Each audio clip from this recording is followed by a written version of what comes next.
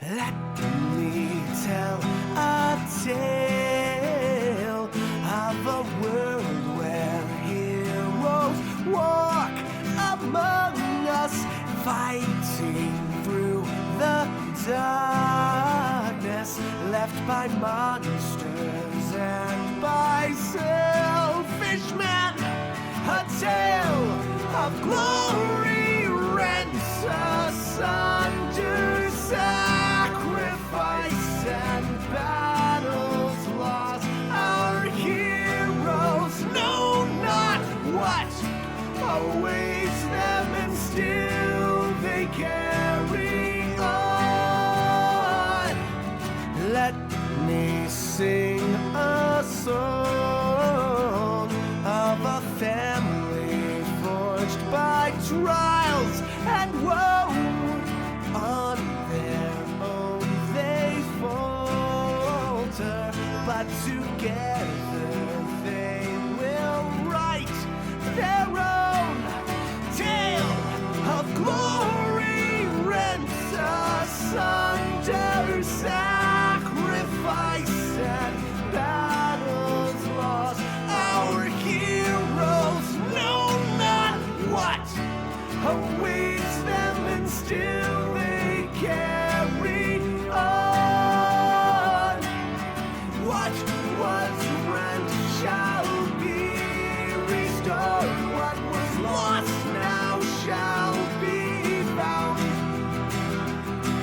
The price of valor ever rising, but victory brings new rewards. Tales of glory, might, and wonder, hard-fought battles, treasures won. Our heroes know their fate awaits them, and so they carry on.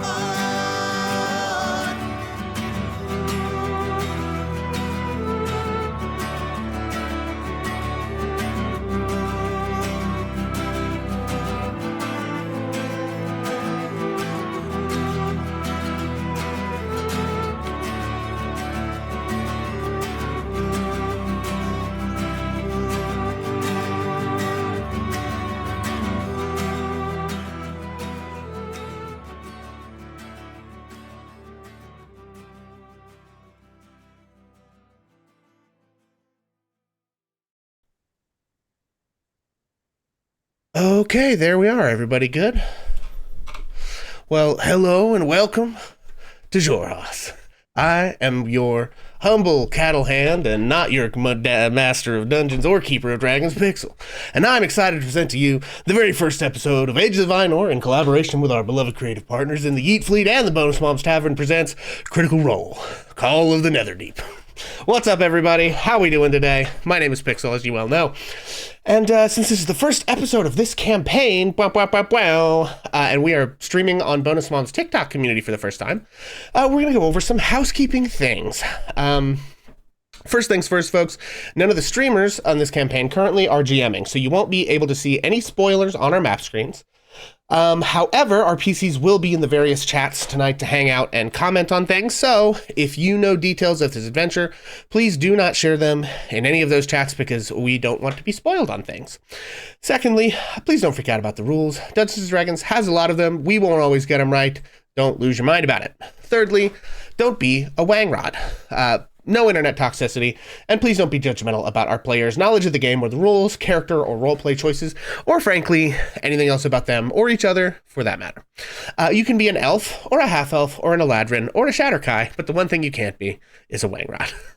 And as a reminder, we do release this show on the Ages of Ainur YouTube the week following each session if you want to rewatch or have to miss part of an episode.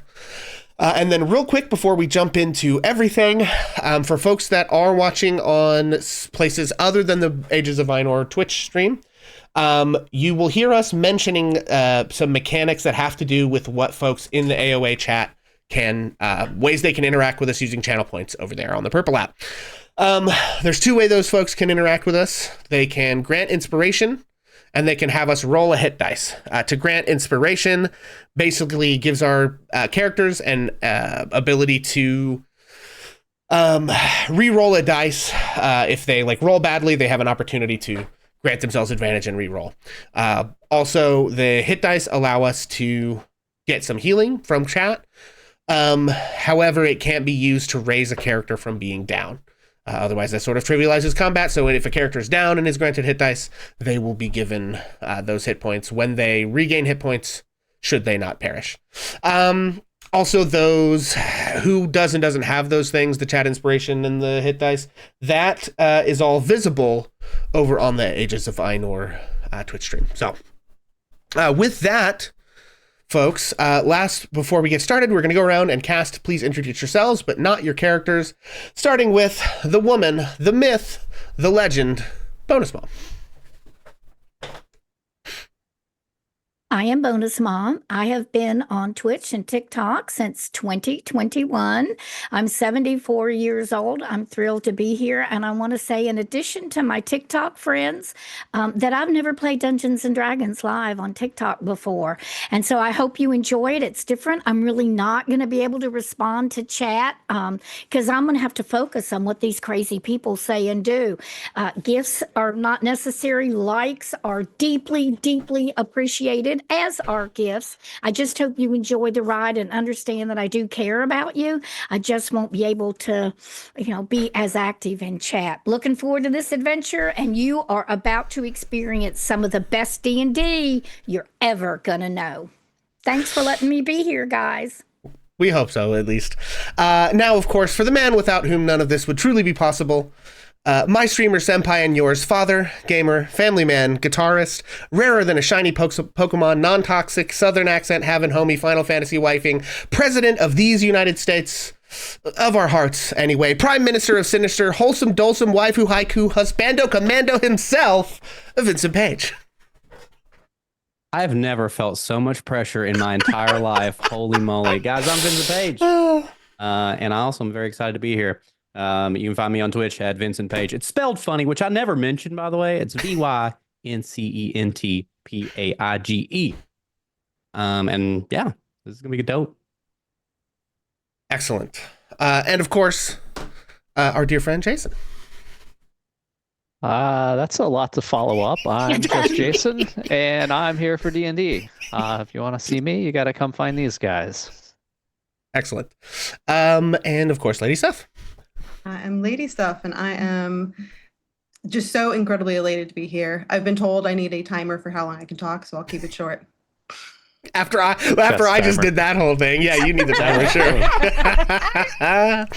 Of course, and our wonderful GM, as you folks know, if you've been around AOA for a while, I am often the GM on this channel, but tonight I am not. I'm just a PC, and we are being shepherded by our friend Ace. Ace, let him know. Yeah, I'm Ace. I've been around both communities for a little while here, and honestly, this is one of my favorite campaigns, and I'm really excited to torture some folks, and it's going to be a good time. Excellent. And of course, folks, as I've explained before, my name is Pixel. You can find me here on twitch.tv/HammerandPixel. We've been streaming some Final Fantasy XIV, among other things. We do some JRPGs, whatever I feel like doing over there. You can also find me here on twitch.tv/Ages of Ainur, where I have our other campaign that runs alternating Sundays. Hopefully, the way those schedules will work out will be like one Saturday we'll do this game, and the following Sunday we'll do the other, so that they're kind of back and forth, so that I'm not doing too much every single weekend. But those schedules are obviously subject to change because the holidays are crazy and life gets in the way. That campaign is called Waterdeep Dragon Heist, and we're having a blast over there, and we're only just over 10 episodes or so in. So if you haven't been keeping up, there's only 30 hours of content you need to wade through before you can be current. And the longer you wait, the more stacks on the pile. So get in now, gang. And with that, we are going to throw it to our GM to kick off Critical Role, Call of the Netherdeep. Yeah, so we're going to go ahead and start joining our heroes in the city of Jagao. Which is this little kind of melting pot city of everybody. It's a bit of a safe haven that technically falls under the Kryn dynasty and is protected by them. However, it's like I said, this very much this melting pot where people kind of set up shop, and it just kind of grew and grew and grew, and more people come to stay and set up shop, and various merchants and things like that. But specifically this time of year, we join the city of Jigao for what is known as the Festival of Merit. The Festival of Merit is this annual festival that comes around for part of their harvest, and people travel from all across Exandria for this festival. I mean, some people journey months just to be here for this festival. And part of that reason is, if they're merchants, things like that, there's going to be so many people in this area that, any good merchant could likely make a killing just in that 2-day period alone. If that's not the case, and maybe people want to participate in the Festival of Merit is widely known across Exandria as the time and place where people come to put whatever skill set they have to the test, be it their strength, be it their mental wit, be it their agility, whatever the case may be. There is a different competition every year, and they pass out these medals that basically dubs you the best of the best for whatever skill set that is.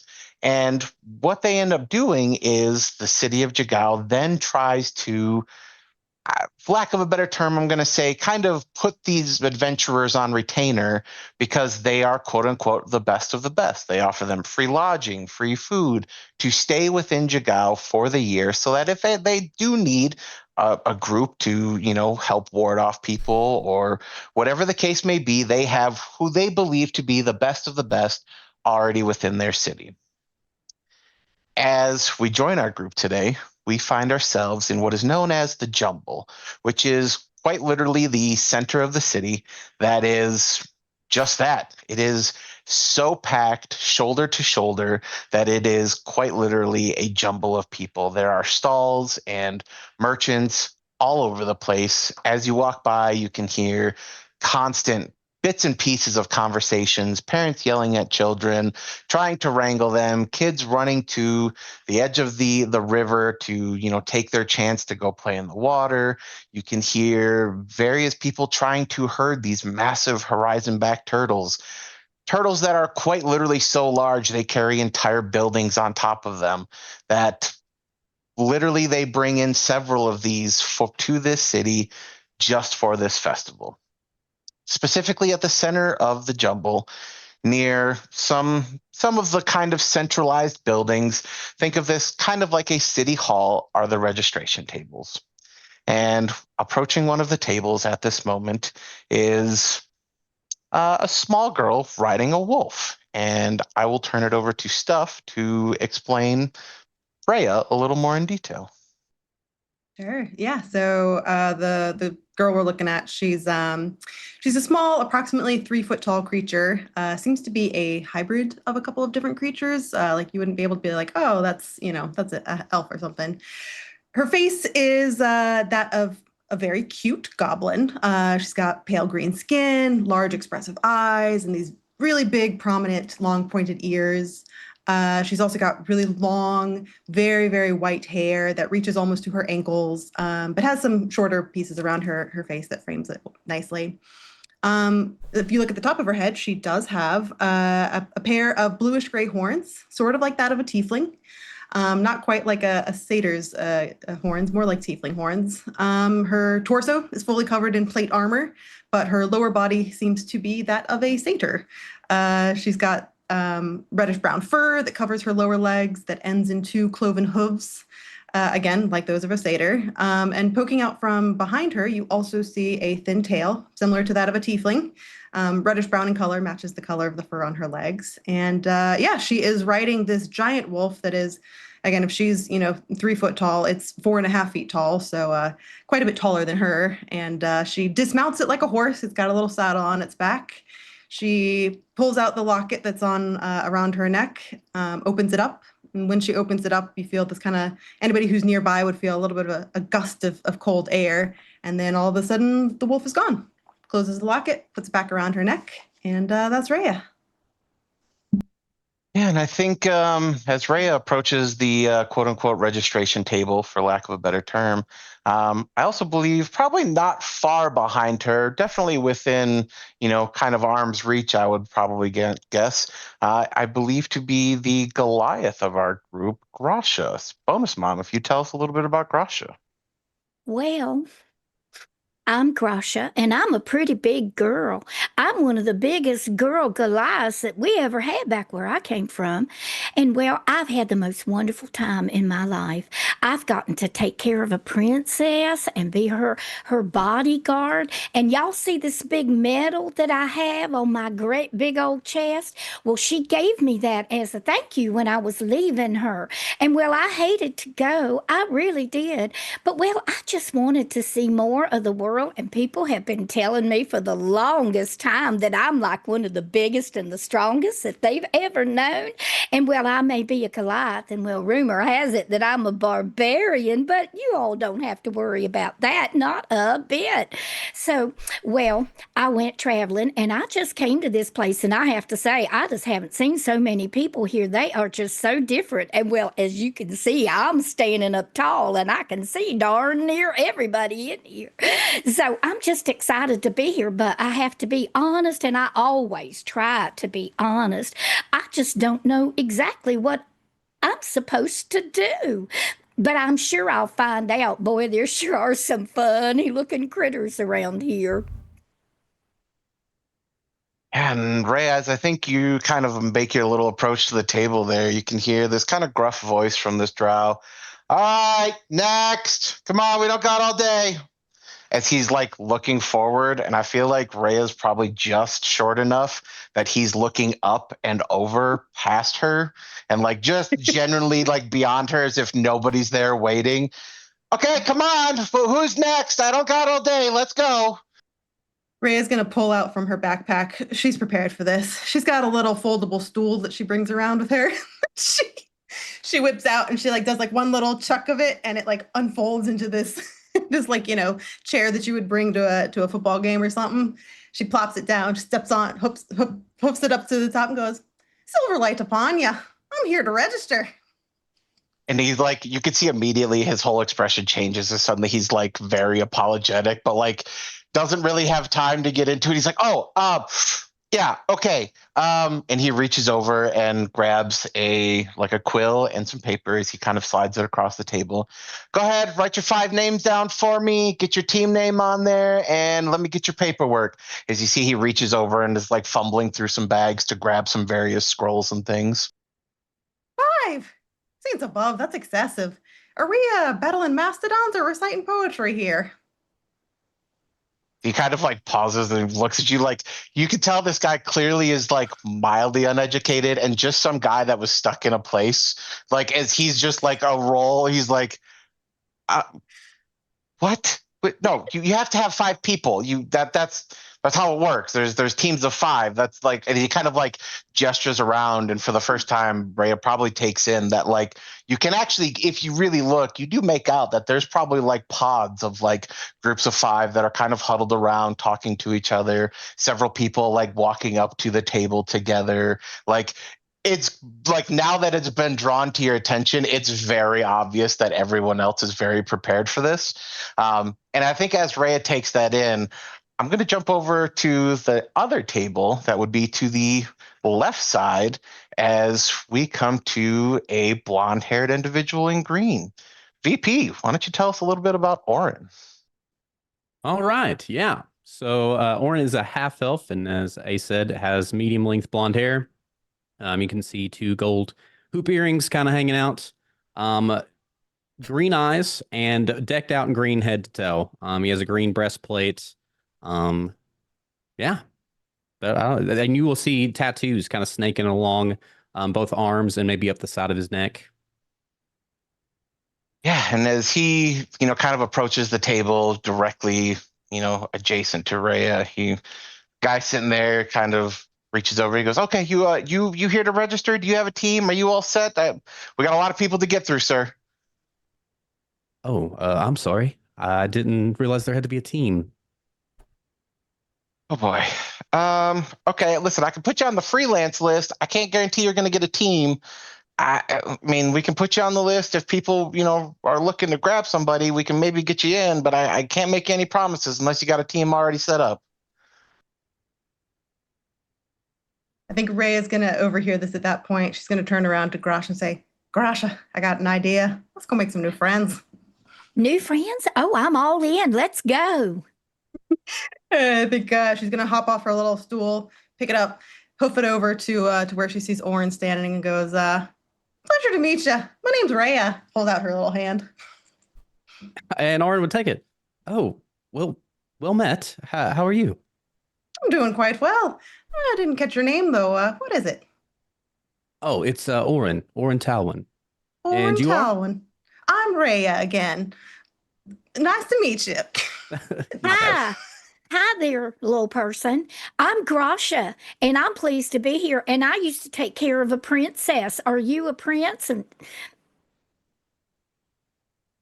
No, I am not the prince.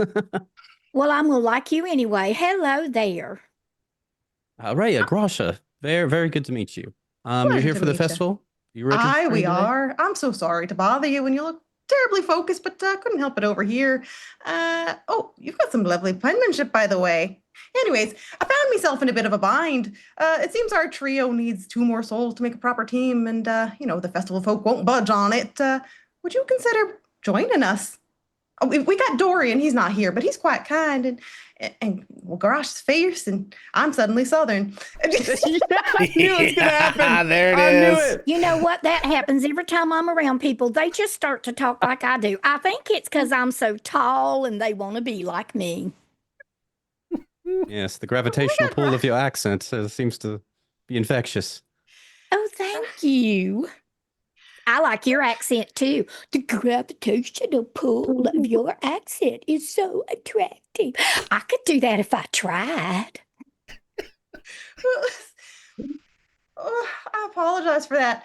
I promise I'm hardly any trouble at all, unless the Moonweaver decides to play one of her little jokes, which it sure seems she is right now. Anyways, you strike me as somebody who could use a team that knows how to smile through the pain. She gives her a little wink. It'd mean a great deal to me. Festivals are brighter when they're shared, aren't they?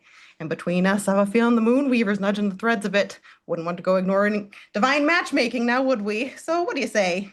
Teammate? Can wink too. Do you want to see? Very impressive. Well, I don't know much about divine impressions, but as fate would have it, I am signing up as a duo. My husband and I are in town for the festival, so I think that would round out the team very well. Perfect. I said we needed 5. Say, why don't you come over to my table? I've got my stool set up over there.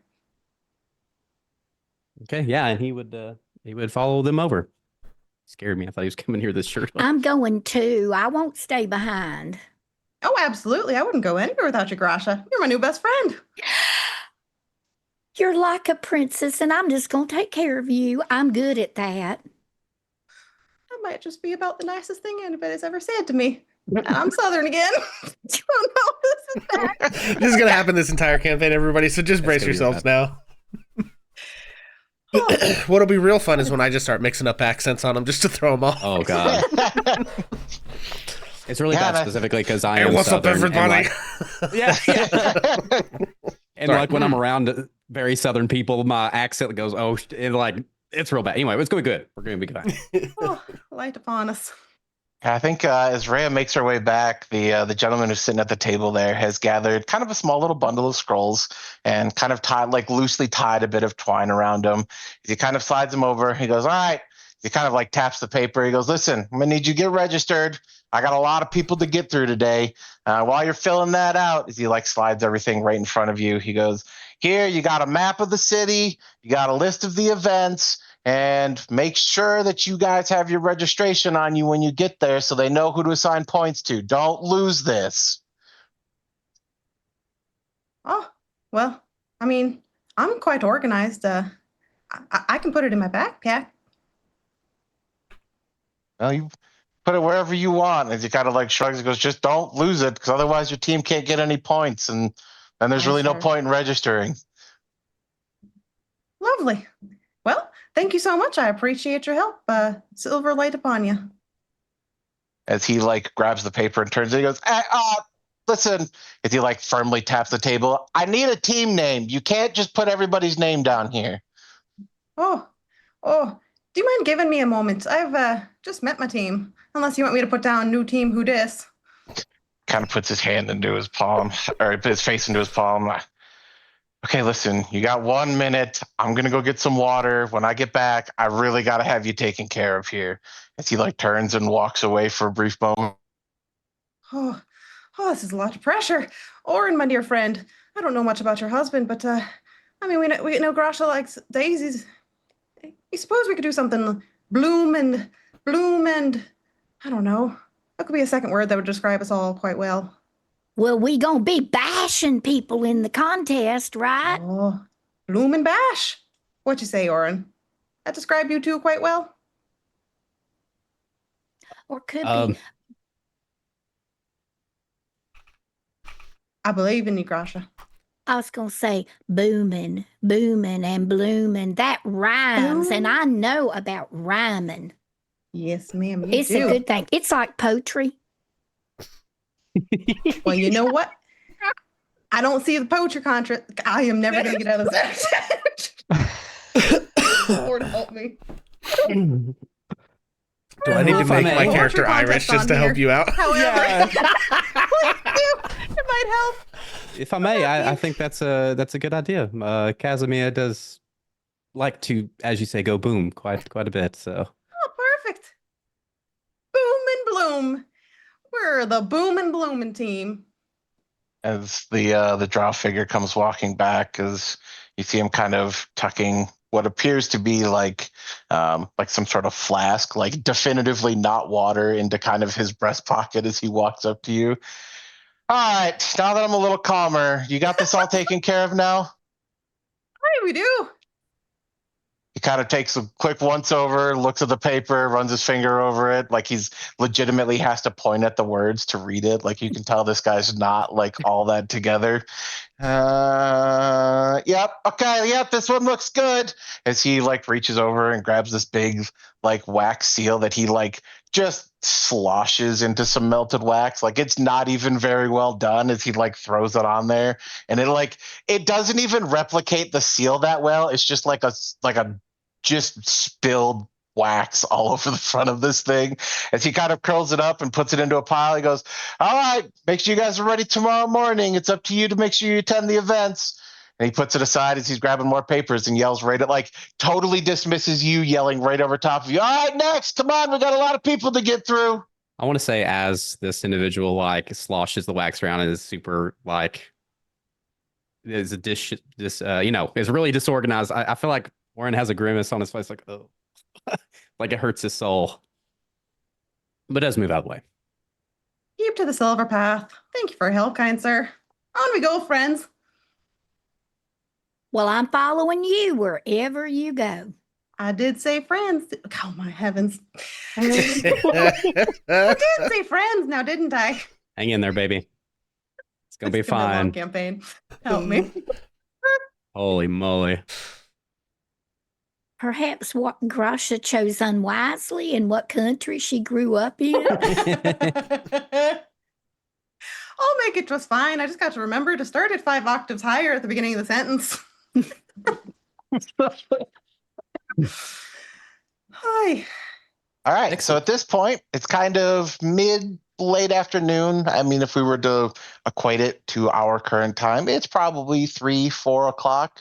You guys probably got a few hours left in the day. A lot of the merchants are set up and things like that.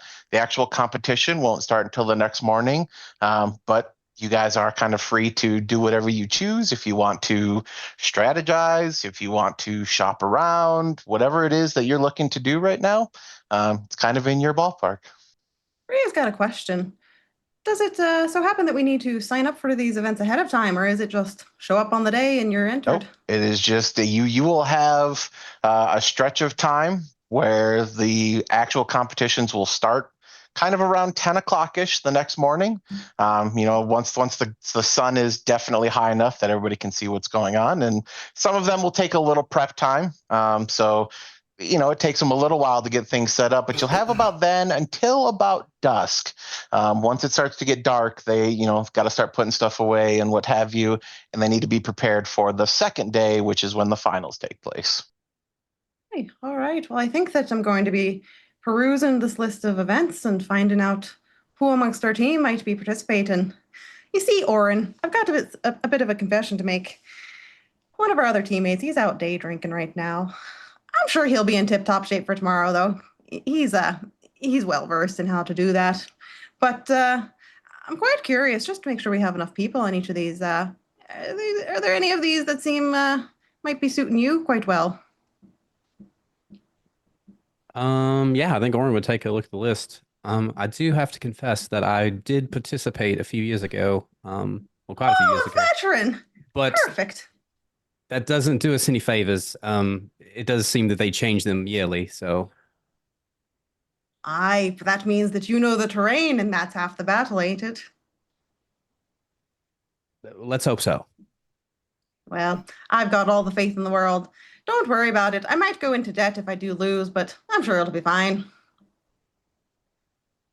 I might have made a bet with somebody at a bar back in Nicodranus, you see. Might have been the thing that brought me here. People seem to underestimate me being so short and all.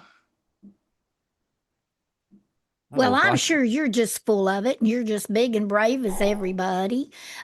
You got a list you're talking about? You might want to I can read. Yes, ma'am.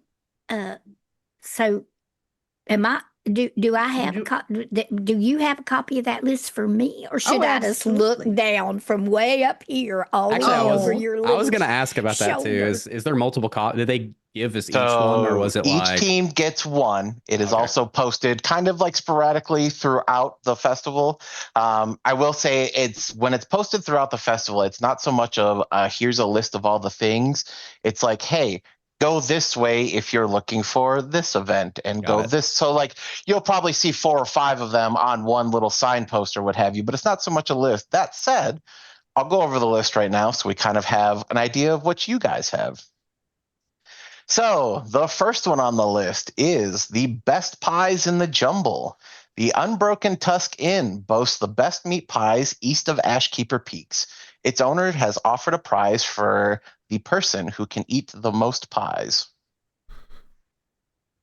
Pie? And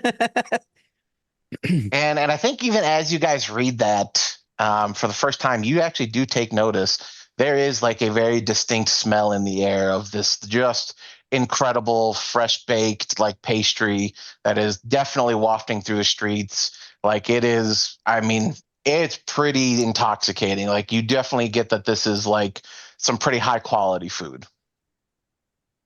The next one on the list is One Shot Solution. A maze has been constructed in the jumble. Competitors win a prize if they can navigate the maze in one try without coming to a dead end. The Eiffelon Plunge. And for those of you who would be aware, the Eiffelon is the river that Jigao kind of rests on. So the large section of water there is one big river. The Eiffelon Plunge. Some distance offshore in the Eiffelon River, a rusted spear is lodged into a weathered piece of the pier that has long since rotted away. It is a popular spot for Jigao's most talented swimmers to test their speed and skill as they swim upriver to recover the spear. The Call to Arms. One of the Aurora Watch soldiers stationed at Jigao has challenged anyone and everyone to best her in an arm wrestling contest. So far, she remains undefeated. The West Walks Paddywhack. One of the local clans, as it is this time of year where they need to harvest their rice paddies. And it happens to kind of coincide directly with the festival. Not the reason of the festival, but it coincides. And this event turns this kind of mundane act of harvesting into a spirited competition for teams of 2. the herding of the horizon backs. And for those of you who don't know, horizon backs are they grow to be these incredibly large turtles. Like I said before, they can full size, they can carry little, like small towns on their back. Think 4 or 5 good sized buildings that these can have on their back. This year's brood of young horizon back tortoises must be relocated to the wet walks, which is the jumble is kind of the center area of the city. The wet walks is another part. Think of kind of like a marsh area within the city. And last but certainly not least is riddles and rhymes. One of Jagao's elders is fond of making up riddles. He has come up with several new ones for the festival this year.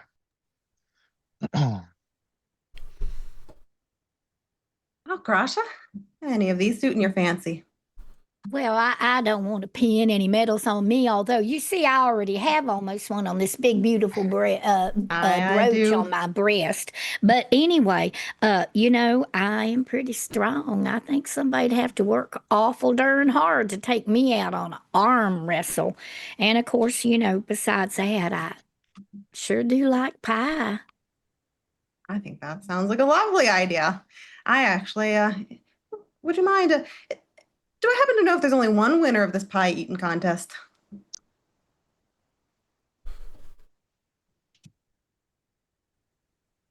Dear God, do I happen to know? It's me, Raya. It's me, Raya. So you guys would know that several of these have like several iterations throughout the day, right? So for example, like the pie eating contest, like it's not one contest. There'll be like 10 people will sign up. Those people will compete. Then they'll kind of clear that away. They'll get 10 more people to sign up and do it again. So it's more of a time investment than anything. But there can only ever be one winner per thing. So theoretically you could play your odds and you could have all 5 people sign up, and now you got a 50% chance of walking away with one medal. But you guys have invested that time of all 5 team members being at one event, when you could be dividing and say, hey, let's send 3 to this one, 2 to that one, and kind of spread our odds that way. But that's totally up to you, however you guys decide to divide that up. I can tell you this. I do love some pies. Maybe I do think that you might be best suited for that. Certainly Call to Arms sounds like one made just for you, Grasha. Only one I've really got my heart set on is this Riddles and Rhymes. Well, I don't want any part of that. You really got to think on that one. But you really impress me. I think you're quite a good thinker. Grasha, I just hope every little thing in this world that you want to come true, I hope someday it does for you. Well, thank you, but I've already had a lot of blessings already. It makes me so happy.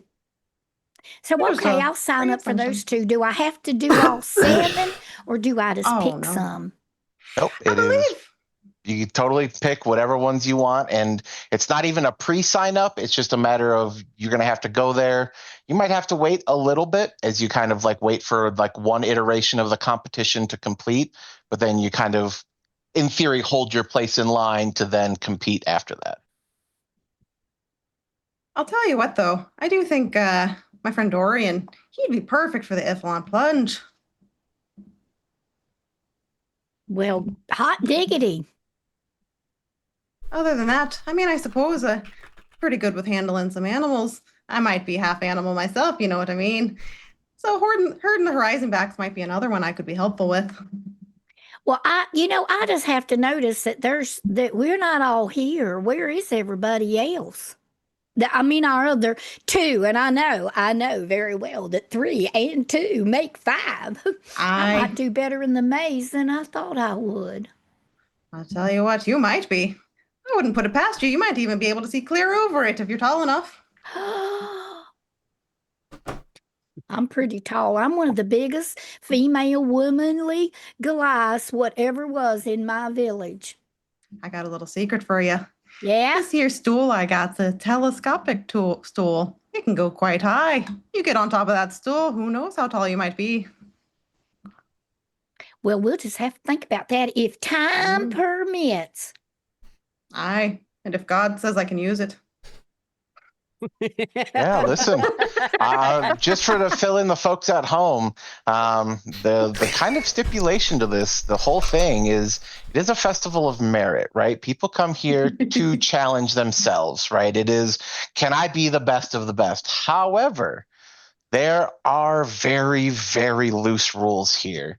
In a world of magic and mayhem, in theory, there is nothing saying you can't cheat. Now, you'll be frowned upon, and people might likely try to put a stop to it because, it is to test yourself and they want to find out who the best of the best is. But there's also a lot on the line as far as, a year of free lodging, free food, things like that. You're seen as a hero for this city for the rest of the year.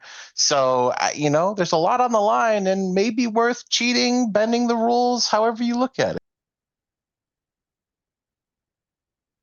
Said, you're right. We don't have all of our members with us. Dorian, I believe he said he was going to go do some day drinking. He said he'd meet us up in the morning. What about your Yes. husband? Well, actually, I was going to mention, normally I would prefer to sit down and make a plan and, decide who should compete where. But we do have business in the city tonight, so I don't think we'll be able to join you. How would you feel about meeting in the morning to maybe go over what the plan is? Oh, aye, that works quite well for me. Tell me, do I need to be concerned about making sure you're there on time? I apologize. I just don't know you quite well. I don't know if you're a timely fella or not. That was a really good mix of the Irish and Southern. You have my word that we'll be there on time. I couldn't live with myself otherwise. And what time was that, sir? What is the time? Actually, I was going to ask because I didn't remember. I would have remembered. I did not remember. Yeah, so currently it's like 3, 4 o'clock. a.m. But 10 a.m. is when it starts. I remember the number 10 too. Crash over better here. than You me. sure you don't want to sign up for the riddles and rhymes? I think you're a bit cleverer than you take yourself for. Well, if time permits. Aye. But yes. So where would be a convenient meeting place? We could meet, say, 8 o'clock. Hey, Damson's wonderful. Where are we staying? I'm guessing Dorian's probably shacked up somewhere with someone. Oh my.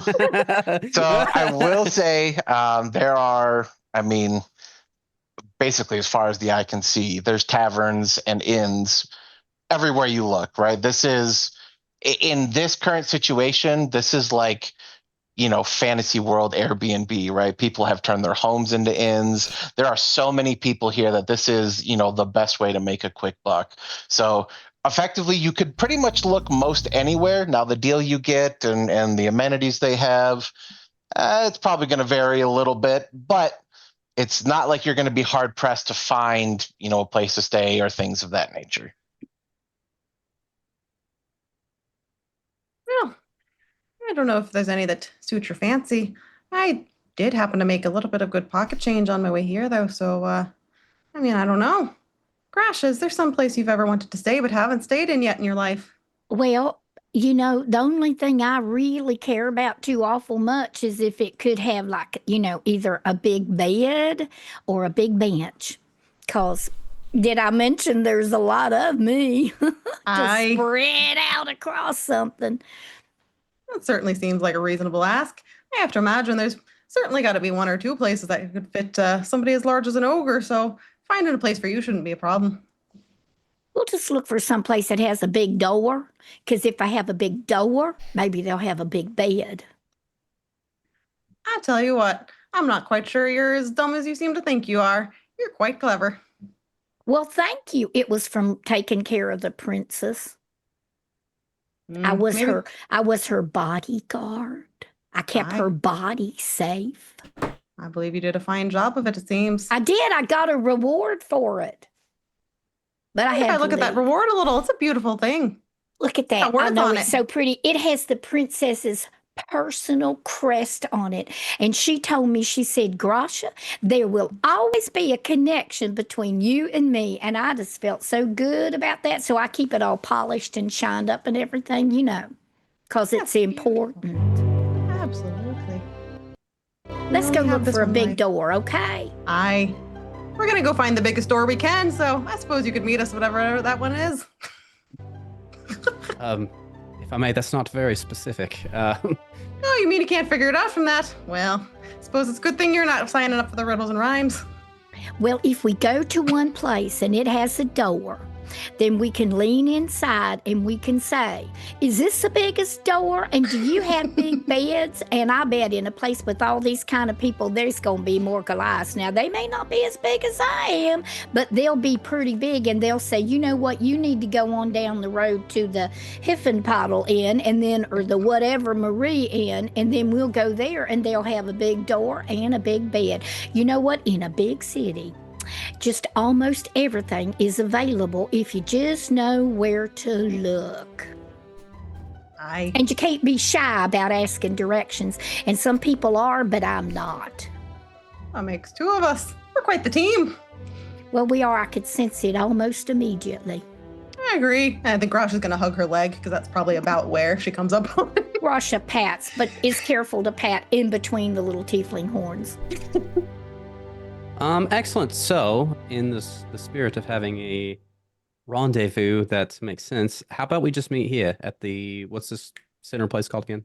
The Jumble. The Jumble. 8 o'clock. And I look forward to meeting your friend and Rhea, Grasha. It's been a pleasure. Thank you for considering me to be on your team. It's been a Gosh, pleasure you're as so well. genteel. The princess talks like that too. I'm going to feel like I like you a lot. I like our Rasha chances pats this year. him on the head. Oh, Thank before you. you go, I do have to ask you a question. You didn't seem quite enthusiastic about your potential for winning. Anything you need to tell us about what happened last time? Just to prepare. So one thing you'll learn very quickly, everyone doesn't play fair in these contests. So I was caught off guard and apparently was unwilling to cheat, so that put me at a disadvantage. Just for science sake, how'd you feel about it this year? I would assume if Casimir has anything to say, we'll do whatever it takes. Excellent. I like your attitude. All right, 8 o'clock in the morning tomorrow. Pleasure to meet you. Follow the silver path. Hey, I thought of another poem. Might makes right, but clever makes it better. That almost rhymes. Almost. Close enough for me. Excellent. With that, Orin gives them a little bow and goes to wherever it is. him and Yeah, Casimir Orin, is as saying. you turn to leave, I need you to make me a dexterity saving throw. Oh, sweet heavens. Already? I want you guys to know in the streams, I did roll a dice beforehand to make sure everything was working correctly, and it was a nat 1, so I'm really hoping for some good stuff happening here. Yes, already, Ginger. Oh, heavens. It's a 12. Of course. With a 12, you unfortunately don't see it coming. As you turn to walk away, these two goblin children who have clearly stolen a meat pie are like sprinting away, as you can hear this ogre down the lane yelling about "get my pie," and it's kind of creating a commotion, and you just happen to be right in front of them as these two small goblins collide into you, and basically from like the waist down you're now covered in meat pie as these two goblins look at you kind of like awestruck, like waiting to get yelled at, but then when you don't immediately yell, they take off running. Oh dear. This is gonna be hell. Stick it out. Boy, you sure do smell good all of a sudden. I'm glad you think so. And is that guy still coming this way, or? He's like, he didn't leave his cart, like that. He's got like a little cart that's kind of got like stuff for sale. He's just kind of yelling for somebody to stop them, but like he's not willing to abandon his entire cart for one pie kind of thing. Yeah, that makes total sense. Okay, well then on my way, as I'm wiping meat off my groin, I'm going to walk by the ogre and how much is the pie? As he kind of like grumbles a little bit. Well, they're just kids. We'll call it 10 silver pieces. Somebody remind me the exchange rate real quick, because holy moly. 10 silver to a gold. Yeah. Oh, okay. Well, here's the gold, my good fellow, and I'm gonna go get this out of my pants. And he kind of like is a little taken aback at your generosity, and he goes, "Well, that's mighty nice of you, sir." Kind of like nods his head a little bit. Goes, "I hope you have the best of luck here." As he kind of goes back to talking to several other people.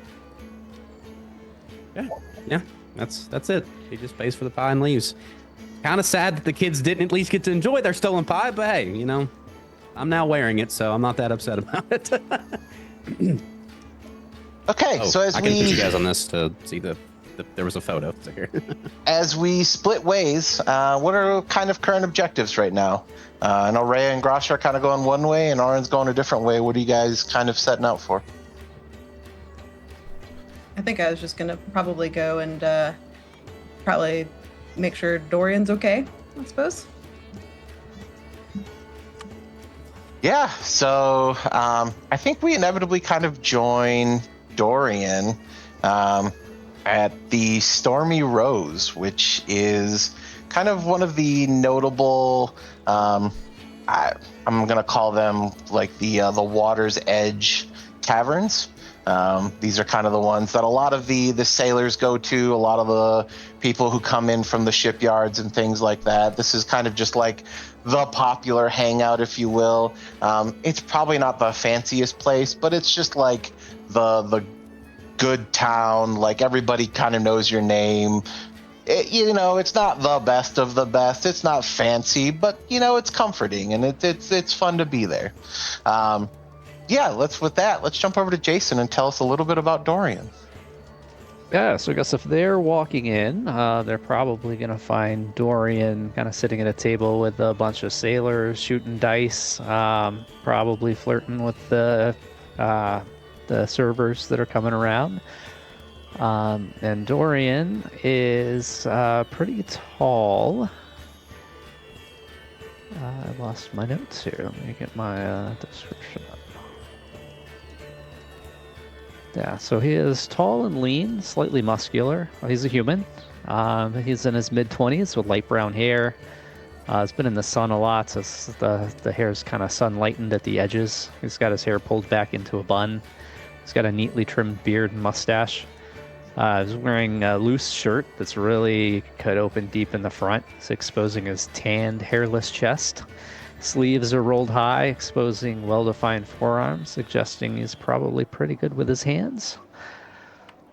He's wearing around his neck, attached to a leather cord, is a shiny silver compass. His fitted pants held up by a thick leather belt with a layered red sash. He's got dangly earrings hanging from both ears. Those earrings are shiny, could easily double as like a fishing lure. He's wearing multiple leather wristbands kind of layered around each wrist. And it just looks like he's having a really good time shooting dice with the guys at the table, drinking and eating. Just enjoying the festival currently. Now I can't remember. Grasha has not been introduced to Dorian yet, right? I don't know when you met Grasha. Yeah, because I think I just met Grasha right before the... Yeah, correct. Okay, just verifying. Oh, we got bonus mom on mute. Rep. We met at the event, but it's a brief friendship. Okay, great. Ah, there's Dorian over there. Look at that handsome fella. My goodness gracious. Rhea. Where you been? Signing us up for some events. Hope you're ready for tomorrow. Bright and early, 8 a.m. I got us a couple teammates. Turns out they need 5 of us. Oh, for what? Apparently to participate. Don't know why we need 5, but there it is. Also, here's the schedule of events. I think you're going to be perfect for the Ilflon plunge. The what? Ah, it's no big deal. It's just a swimming competition. You go up, swim a little bit, upstream, and go Swimming grab a spear at the where? end. In the Ilflon. I don't know how I feel about that. Oh, look at you. Weather beaten from the sea. I know you're a good sailor. Must be a good seaman, too. I don't know if you know, but when you're sailing, you're trying to stay out of the water. Aye, but you can't tell me you've never taken a plunge before. One too many times, a little too deep. But, yes, I have. Well, we can discuss it over breakfast in the morning if you're not feeling comfortable. Probably would be best to at least have one of us participate. It's up to you, though. No pressure. Like, Dorian looks very unsure. But, I guess I'll do it for the team. Hey, I'm Hi. part of the team, and my name is Grasha, and you're just about the cutest little feller I ever did see. Why, you're just as cute as a peony that doesn't have that many ants stuck in it. You're really cutesy. Well, look at you. Where'd you come from? Well, I long way away. I was taking care of a princess, and I got a reward. See my brooch? Look at that. Yeah, it's got her crest on it. And I just met Rhea, and well, we're on the same team, and we're so excited. I'm gonna be eating pie. I don't know why she wants you jumping in the river and swimming upstream, but well, if anybody could, I bet you could, 'cause you just look mighty athletic. I like that in a little human. Oh, look at these ladies around here. You two are something. What a pair. Why don't you come have a seat? I was gonna bang on the table and flag down the waiter and yell, get a couple of drinks around here, another round. Could you bang on that table a little bit harder? I'm trying to decide if I sit on it, if I wouldn't knock it down. I think it's pretty good and sturdy, and I'll give it a good smack again. I daren't Come on try down. the benches, but I'll just perch on the edge of the table. Rhea, come on over. I'm gonna slap his thigh and look at her. I think she's gonna look a little bit coy, and oh no, I think I'm quite all right. I'm sure you're quite busy. I don't want to distract you tonight. You know. Rhea, you're never a distraction. Actually, that's a lie, but it's a good distraction. All right, if you insist. Grosh is looking back and forth like it's a tennis match. I guess she'll hop on up, just kind of sit there like. So, tell me, how are the ladies and men in this town? Oh, speaking of which, I met a husband and husband pair. There's gonna be 2 more men joining us, and I tell you what, he was a looker. I think he might be your type. What kind of type do you think I have? Oh, handsome, chivalrous, a little bit of a sparkle in the eye, like he's not telling you everything. I know that type. I love this fun talk of people getting to know each other. This is about the most fun I ever had. The princess and I never talked much. I just protected her, with my body, her body with my body. Well, I think that Dorian knows something about protecting somebody's body with his body. I bet he'd be Sounds real like a good good time. at it.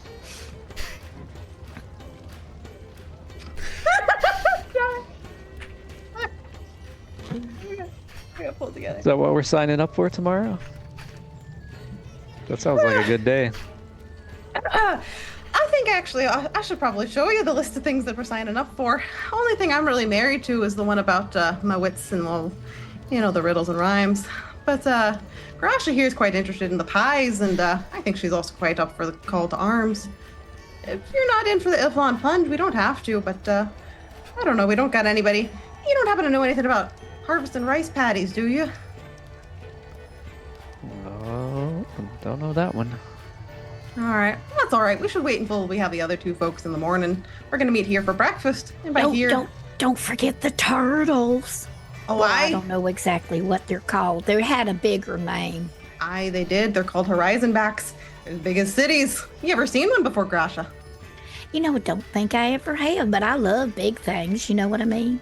Oh, I think this one might be just your size. In fact, if none of these inns can fit you, I bet we could find a horizon back that'll let you lay in for the night. Boy, that might just be the best. Well, for now, Dorian, I think we're going to be looking for, whatever the biggest door in the city happens to be. They don't have beds here, do they? Is this an inn? Or it's just a stopping off for what did you call it? A little day drinking? Yeah, they got some beds upstairs. Have you seen them? Have you been in one to know how big it is? Hi, Dorian, have you? Not here, I have not. Oh. But if you'd like to go check one out, we can go take a look. I think he's talking to you, Grasha. I just need a small, little cubby, basically. Well, just excuse me for a minute, please. And Grasha's just going to go check into if she can see how big the beds are.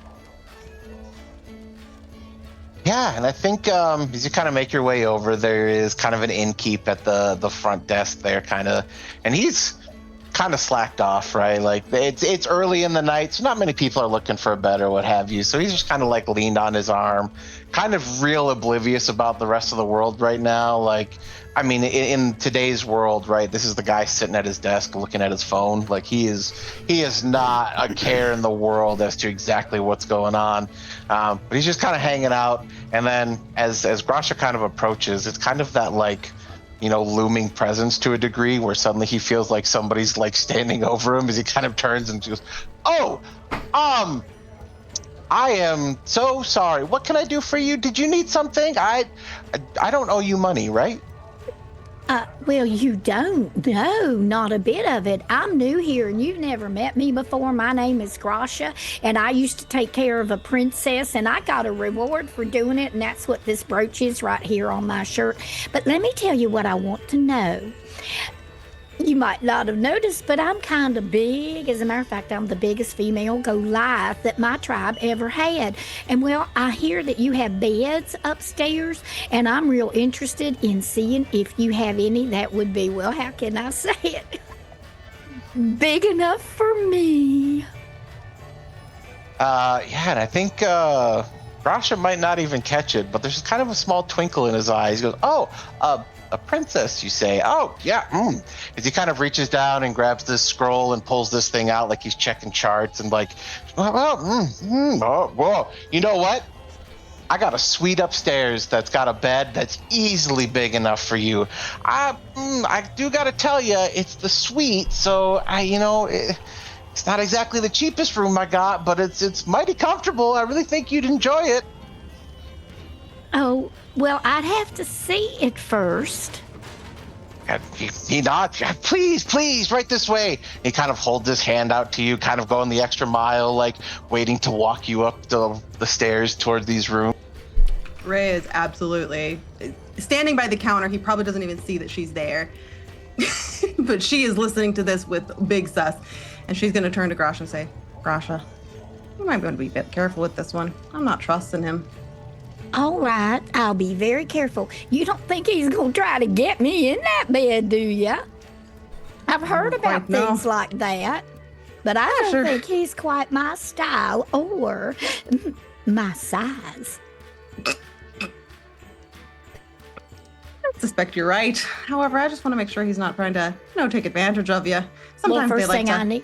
The first thing I need to know is if that bed's big enough. And you know what? If it's big enough for me, there might be enough room for you to squeeze in there, too. Of course, I wouldn't want to roll over on you in the night, but let's go see, okay? I'm pretty sturdy. Don't you worry. I'm just going to make sure he doesn't try and rip you off. Yeah, and I think he kind of waits, and then eventually he leads Grasha upstairs. And he does. He goes to this room that is... arguably not a room for one person. In fact, this is probably a room that would host a party of people, but it does have an incredibly large bed, weirdly circular shaped, but definitely big enough that Grasha could sleep there. But also this room is like quite large just in general. It's probably intended for like 7, 8 people pretty easily. But like, he walks in there. See, this is look how luxurious as he walks over and like is pushing on the bed, and like it actually is pretty cushioned and what have you. And there's actually like drapes hung up and everything, and like it's definitely laid out like this room's supposed to be fancy. He goes, the thing I got to tell you, ma'am, this is usually reserved for some pretty high class folks. And, usually I can get a few people in here. And usually this is the room that we would charge by the hour. But if you're looking to rent it out for the night, we can definitely do that for you. It just might cost a little bit. Well, how much would it cost? He's got this like just the biggest grin on his face as he pulls out this scroll and just like stretching it out. Well, see, one night usually I could get 12 hours. And okay, as he kind of snaps the scroll closed real quick because he looks up. I'd have to get at least 30 gold to come out even. You're so full of it, you funny little man. I've been traveling all across this country, and I don't care how nice this place is. All I'm going to do is sleep in it. I'm not marrying anybody. What do you got for about 4 silver pieces? 4 silver. Oh, that's a little tight. As he walks across the hall and he opens one of the other doors. That it's just got pretty standard bed. Kind of a straw mattress. Not a whole lot of room elsewhere in the room. It's pretty much a bed and like a single chair. The bed, probably just a touch short for Gracia, but like if she were to put her feet up on the end of the bed, she'd probably fit in it. Well, I tell you what, sugar, I'll take this one, and you better take that fancy thing over there and your 30 gold pieces, and you better think again, okay? But I'll take this one, thank you kindly. It's good. You drive a hard bargain, but listen, if you want this one, it's all yours. He kind of reaches into his pocket and pulls out this scroll again. And you see him kind of etch a little bit onto this piece of paper, likely writing down like the room is taken or something of that nature. He goes, all right, it's yours till the morning. If you look to get it again, we do offer, discounts if you reserve it for several nights in a row. But, to each their own. I'm not looking to pressure anybody. And it does come with a meal this evening. So if you guys come back and are looking for a meal, I can definitely get you at least something warm to fill your belly. I can't promise that it's the, top line foods of the meat pies that you guys will find out there. But usually we get a pretty good stew on in the evening. Well, I thank you most kindly. Do you think you can find a way to squeeze in here too, Rhea? Oh, absolutely. Surely don't need much space at all. In fact, Did I do good at not getting sucked what? into 30 gold? I never heard such a tripe in my life. The best room that was in the inn where the princess lived was 5 gold a night, and that guy wanted, he wanted a whole bunch more times than that. I may be big, and I may be slow talking, and I might not be the wisest person on the block, but I'm not stupid. Don't you ever think I am. I thought I might be able to help you there, but it seems quite well that you're helping yourself on your own. I heard before getting to this place that people got to be tricky, and I don't know if you saw it because you're just a little thing and you can't see so much, but when that man took that poor Oren guy for all of that gold piece for that one measly little old pie, well, that boy, he was sucked clean dry. You know what I mean? They made a fool out of him, and we ain't going to have that. Not you and me. We going to be much wiser. I do think that you have a point that people might be here trying to take advantage of folks, but I do have a feeling that Oren might have just been trying to do what he considered the noble thing. Seemed like a chivalrous kind of guy. Oh, yeah? I couldn't tell. What makes you say that? Oh, just the whole prim and proper accent and the straight-laced kind of thing. I didn't see a single thing out of place on him. Till the meat pie got a hold of him. And he didn't seem quite happy about that. I have a feeling he's not used to being quite so frumpled. Well, that's one thing I learned in traveling all over the place. Sometimes you're staying clean all the time, and sometimes you just gotta get down and roll in it. You ain't got to tell me twice.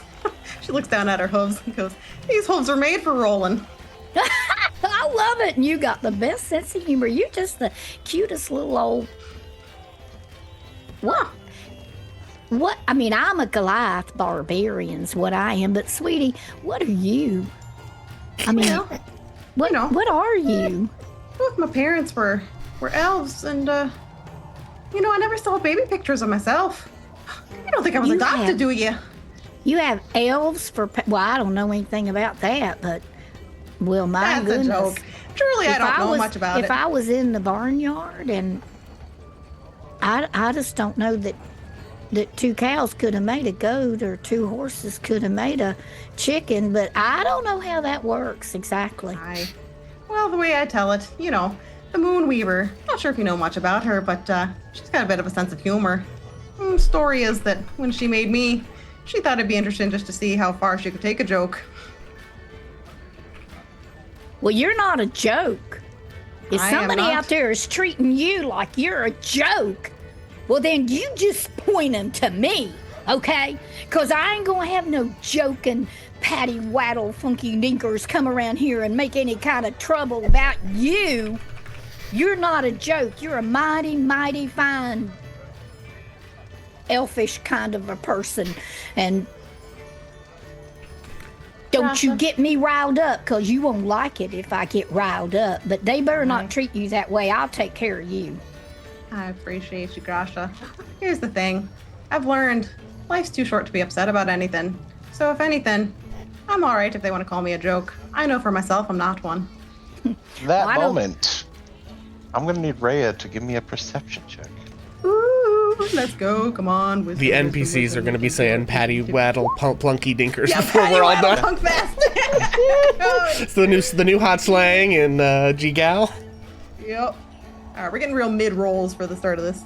It's okay. That's actually enough, Rhea. As you're kind of having your conversation, the drow who had taken you guys up the stairs to the room has gone back downstairs, and you, Rhea specifically, hears an absolutely unmistakable voice to you having a conversation with this gentleman, asking if there's any available rooms. And the drow says, sorry, minus the suite, I just gave away my last one. But if you head down the road a little ways, I'm sure you'll find one.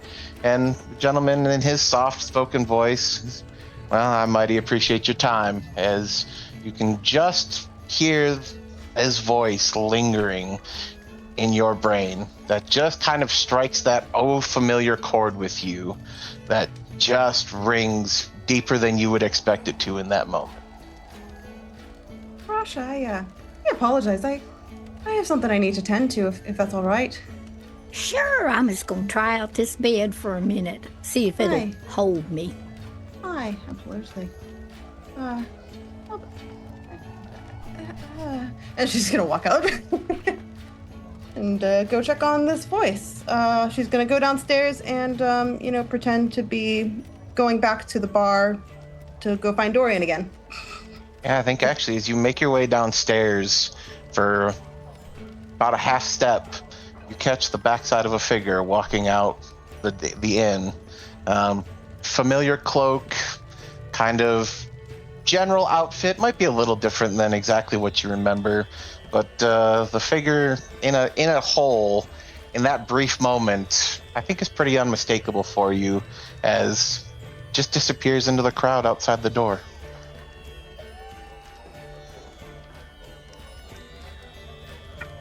I think Ray is going to, if he did not notice me, I think that Ray is just gonna scoot on up to the bar, back with Dorian, if Dorian's still there.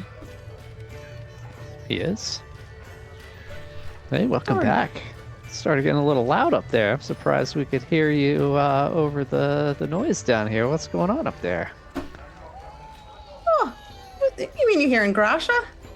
Yeah, she got excited Oh. about something, huh? Oh, aye. She's Trying to get ripped truly. off or something? Oh, no. She seems to think that I don't know. I was afraid that maybe I might need to step in, but tell you what, she can handle herself just fine. I think she can. She's got some. She's a little spicy, huh? Aye. We like him a little bit spicy, though. Well, she seems like a good one.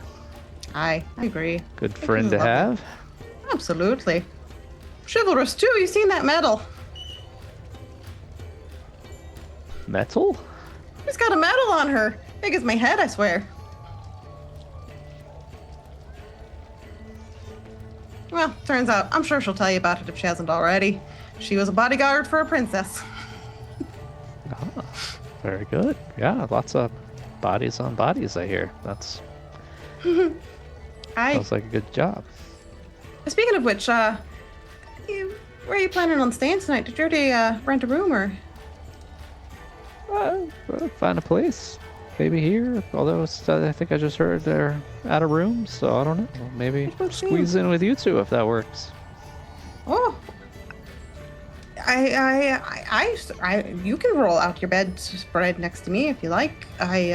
Usually we get 2 rooms, but I guess it is a little bit busy here. Whatever makes you most comfortable. Yeah, sure. We can cuddle. Oh, we could. Best we get some good sleep though. Preparing for tomorrow and all. I guess. Plus, sometimes you toss and turn in your sleep. Oh, do I? Oh, I haven't brought it up to you before. No, you haven't mentioned that. Well, I thought I slept pretty well. oh, good. As long as you think you do. Perhaps that's all that matters.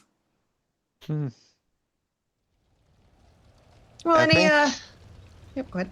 I was saying, I think the 2 of them kind of, carry on their small talk and what have you. Let's jump to Cass, and Pixel, why don't you tell us a little about what he's doing and about his character? Yeah, so we jump to Cass. You see an individual, I think like the camera approaches him from behind, and you see a not very tall man, and he's kind of chunky. He's wearing like a sort of like vest and button-down shirt that's kind of blue.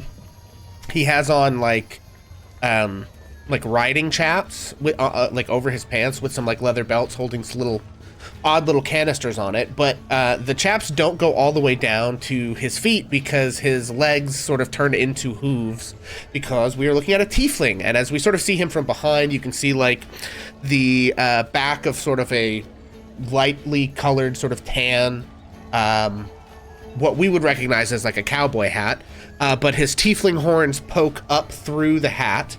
And then as the camera sort of comes around as he's like walking through the streets of Jigao, and he's looking around quite a bit. And as we see him look around, we can see that his skin is a sort of light purple color. He has black hair coming out from under the hat, and it's kind of just in sort of a, parted over on the side, but sort of just cresting like collar to shoulder length black hair. He has like a sort of thin, stubbly kind of beard, just sort of like a bit more than a 5 o'clock shadow, and it's like just, connected and up to his, ears. It's very well trimmed. And his eyes are quite striking. He has black sclera, right? So it's like he doesn't have whites of his eyes; they're black. And then the pupils are black as well. But the irises are this sort of like pinkish, purplish color that almost have a bit of a like spark or a glow to them. So they sort of like really under the brim of his hat. They sort of draw the attention. But he's got sort of a good-natured face. Seems kind of amicable as he's walking around, but he is looking around quite a bit as if he is looking for someone or something. Yeah, and I think as he's walking around, at some point, he gets kind of like the best way I could describe it would be kind of like a fin kind of slaps him on the leg a little bit, probably closer to the shin. He's a fairly short individual, and full hood up, but like it's a really bright colored hood. Like it really kind of stands out. But this guy's like, head down, hood pulled all the way up. He's just kind of like, without looking up, without making eye contact, he goes, "Hey, buddy, you looking for a good time?" Yeah, I did also forget to mention that Kaz does have a tail that is the same color as the rest of his skin, but it sort of has like fins a little bit at the end of it and sort of terminates in kind of like a black colored like spade shape. It's not really spiked, but it's anyway. But yeah, so Cass looks at this person. What size comparison? Is this like a halfling closer size to person? Like a goblin size, I would say. So probably just a few feet tall. Yeah, I think he turns and looks at this creature and says, boy, you sure stand out, don't you? Commenting on the hood. He kind of like right. Like suddenly is real sketched up. Wait, do I?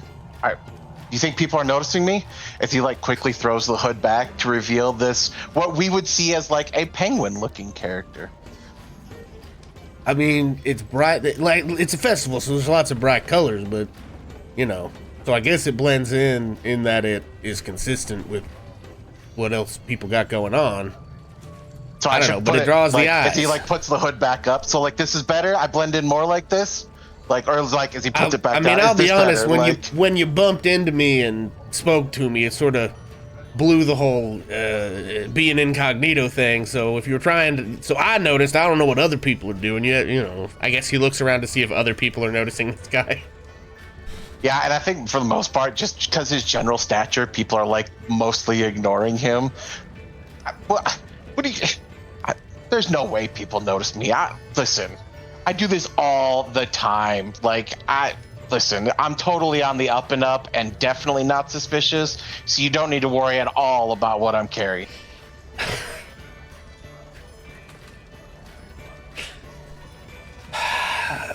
I mean, not that I'm worried about it, but what are you carrying? As he does like the quintessential like 90s cartoon as he flips his like jacket open, like part of his robe, as like on this sewn on the inside of his little robe, you see several like singular vials that are all kind of like a blue color and got kind of like a red shimmer to them. He goes, listen, I got these potions, good deals, good deals. Listen, usually I charge people 3 silver, but for you, only 1 gold. It'll be real easy. Okay, I mean, I don't think Casimir trusts this at all. Does he have any, looking at the things, what does Cas think these potions might be? Is there something I can roll, or? Yeah, if you want to give me like an Arcana check or maybe like a history check, I feel like this is probably something you might have seen before. All right, I am not proficient in either of those, but I'm gonna maybe hit history here, because I think it's more likely, given Cass's background, that he might have run into some other shady person selling weird stuff than it is that he, on an off chance, knows like the arcana of what this is. So that's fair. Yeehaw! We got a hot 11. Yeah, so I think with an 11, looking at these, I think you would get an idea that it looks incredibly similar to that of a potion of heroism. However, the distinct difference to you is usually those don't have any sort of red like luster to them. So it does look like there's something probably a little different about it. But like aside from that, the color and even like the kind of swirl of the potion looks almost identical to it. Yeah, I think Cass says, I mean, listen. 1 gold is like almost, it's twice as much plus some than 4 silver, dude. Like, do you wait? So you want more? Should I 2 gold? Is that what you're saying? Because I can do 2 gold. That's fine. We can do that. I'm not trying to pressure you. No, into I'm anything. saying you tried to offer me a deal that was more expensive than the first thing you said. You're like, I normally do 4 silver, but for you, I'll do 1 gold. But 1 gold is more money than 4 silver is. So you want to do like 1 silver? I can do 1 silver. That's fine. Let's do it. As he leans over, he goes, got him, loser. As he pulls out a vial and holds it out, and then holds out his other like little penguin wing waiting for payment. Sure, yeah, I'll give him 1 silver. That seems fine. Yeah, and so that's it. After the exchange, feel free to add a potion of heroism. Okay. And yeah, he pulls his hood up, and he is like, this dude is over the friggin' moon. Like he thinks he is just made out like a bandit as he waddles. Incredible. Waddle. Okay, yeah, I'm gonna put that potion of heroism in my backpack. I'm probably gonna try to have somebody look at it to see if it's legit. But Kaz is definitely, when he gets the guy down to 1 silver from 4, is like, all right, you know, maybe this is useless. But also, I think 1 silver is not an amount of money to Kaz that he like is sweating at this point, given what's in his pouch. So he's like, we'll gamble, see what it is. Maybe it will kill us all, but you know. Yeah. So around this time, I'm guessing Orin is kind of also looking for Cass. Yeah, that would have been his goal.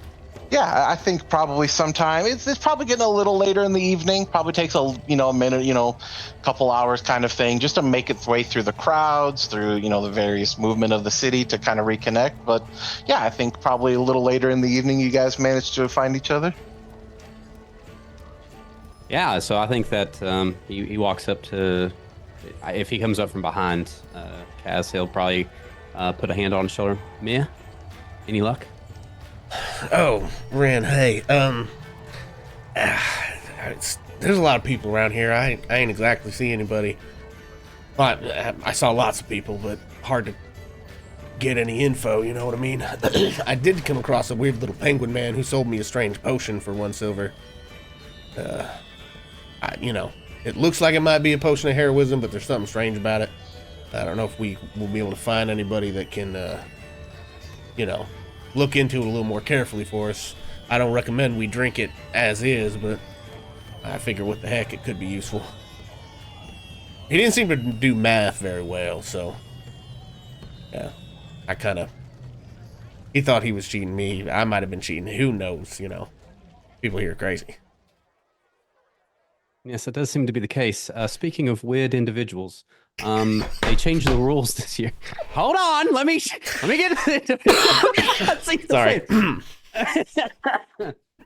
They require teams of 5 this year, so I came across a group that were looking for 2 more. I hope it's okay. I agreed to sign up with them. It was a Goliath woman. I didn't think it was very polite to ask, but it seemed to be some sort of goblin girl. And they said they had another friend who I didn't meet, but honestly, I like our chances. Yeah, I mean, it's not likely that they're, specifically the people we're here to find and also avoid, so.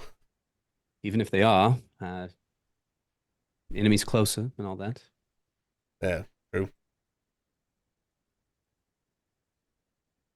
I did agree to meet them 8 o'clock in the morning near the You just see this sort of view of, like, you say 8 o'clock in the morning and Cass just like, yeah, I know. You get to look on his face of like, oh, damn it. Like, the event starts at 10 though, and considering we couldn't meet with him tonight, I figured that was the best course of action. Oh, no, you're right, as always. I just gotta, try to go to bed early tonight, I guess.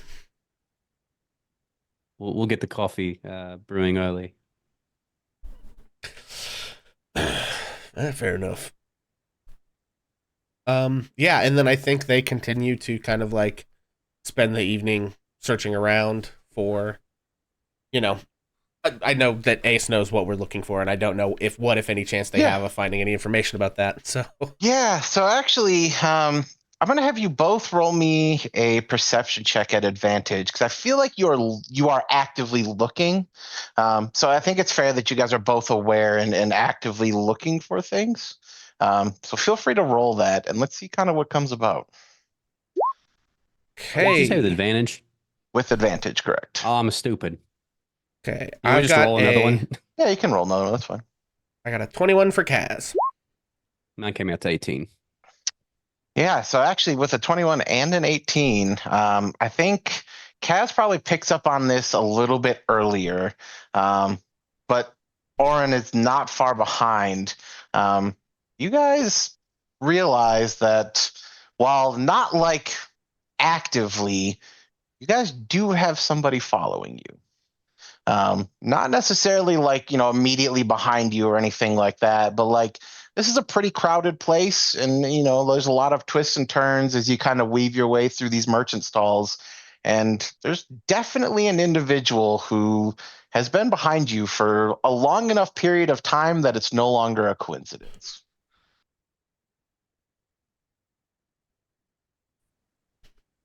Okay. I will say that if Orin notices pretty quickly, you'll see. So something interesting really happens. He, all of a sudden, the tattoos on his body, on his neck, and his arms start to glow blue, and you see the shape kind of materialize out from in front of him, and the shape cat, it looks really, really similar to Orin, and it walks about 15 feet in front of him and continues to walk at exactly 15 feet in front of him.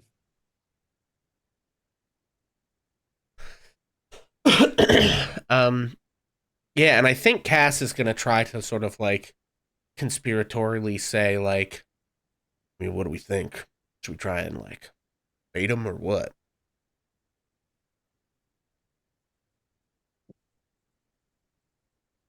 Oh, heads up, his voice sounds different, so be ready for this. Yes, it seems better safe than sorry. Well, they might not take the bait, but yeah. So I think Cass is going to essentially suggest that we find like an alleyway and have Cass and Orin like split up, and Cass go down the alleyway, and then Orin try to like get out of sight nearby and see if anybody follows me in. Now, because of the glowing blue person, it might they might already be wise to the possibility that something like this is going to happen. And then also I think Cass would just let Orin know, and he just says like, "Yeah, if you hear a shot, come running," you know. And they're gonna try to, I guess, like, let Cass be bait to go down what looks like a somewhat isolated alley alone, you know, and as if they're like splitting up, and then see if they can lure the following person to, you know, for the bait. Yeah. So go ahead and let's have Cass roll a deception check. As I feel like he probably is trying to come off like he's, by himself and what have you. Okay, I am gonna spend my chat inspiration on this one. Okay. That was a 10. We're gonna take another roll, see how we do. Yo, there it is, 21. Hey. Yeah, so Cass, as you kind of make your way down this alleyway, you kind of cut down the side, and Orin, you kind of keep going a little bit. This figure kind of lingers back far enough that like he doesn't immediately go for anything, but Orin, you're well aware that like he's still watching. And after a minute, does definitely start to make his way down and shuffle his way through that alley, kind of just like real slow, like not like this isn't a sprint, it's not like they're trying to rush him or anything, but like you definitely see him kind of slowly making his way that way, and definitely following down the alley. Yeah, so Orin's intention would be to, as soon as he's not got the individual doesn't have eyes on him, he would double back to the the front of the alley with his figure following really close behind. Yeah, and so are you gonna like try to confront him, or are you just trying to observe and kind of watch from the back? Yeah, his intention would be to let Cass handle it for the moment.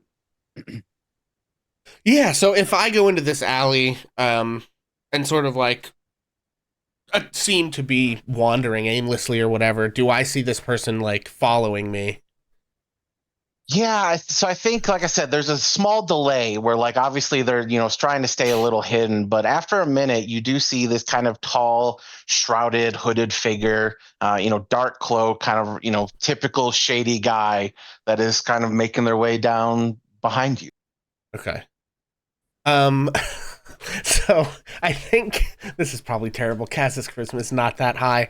I think Cass is gonna like make like he forgot something a little bit and like walk back up the alley and then try and bump this guy and sell him a potion of heroism. Basically.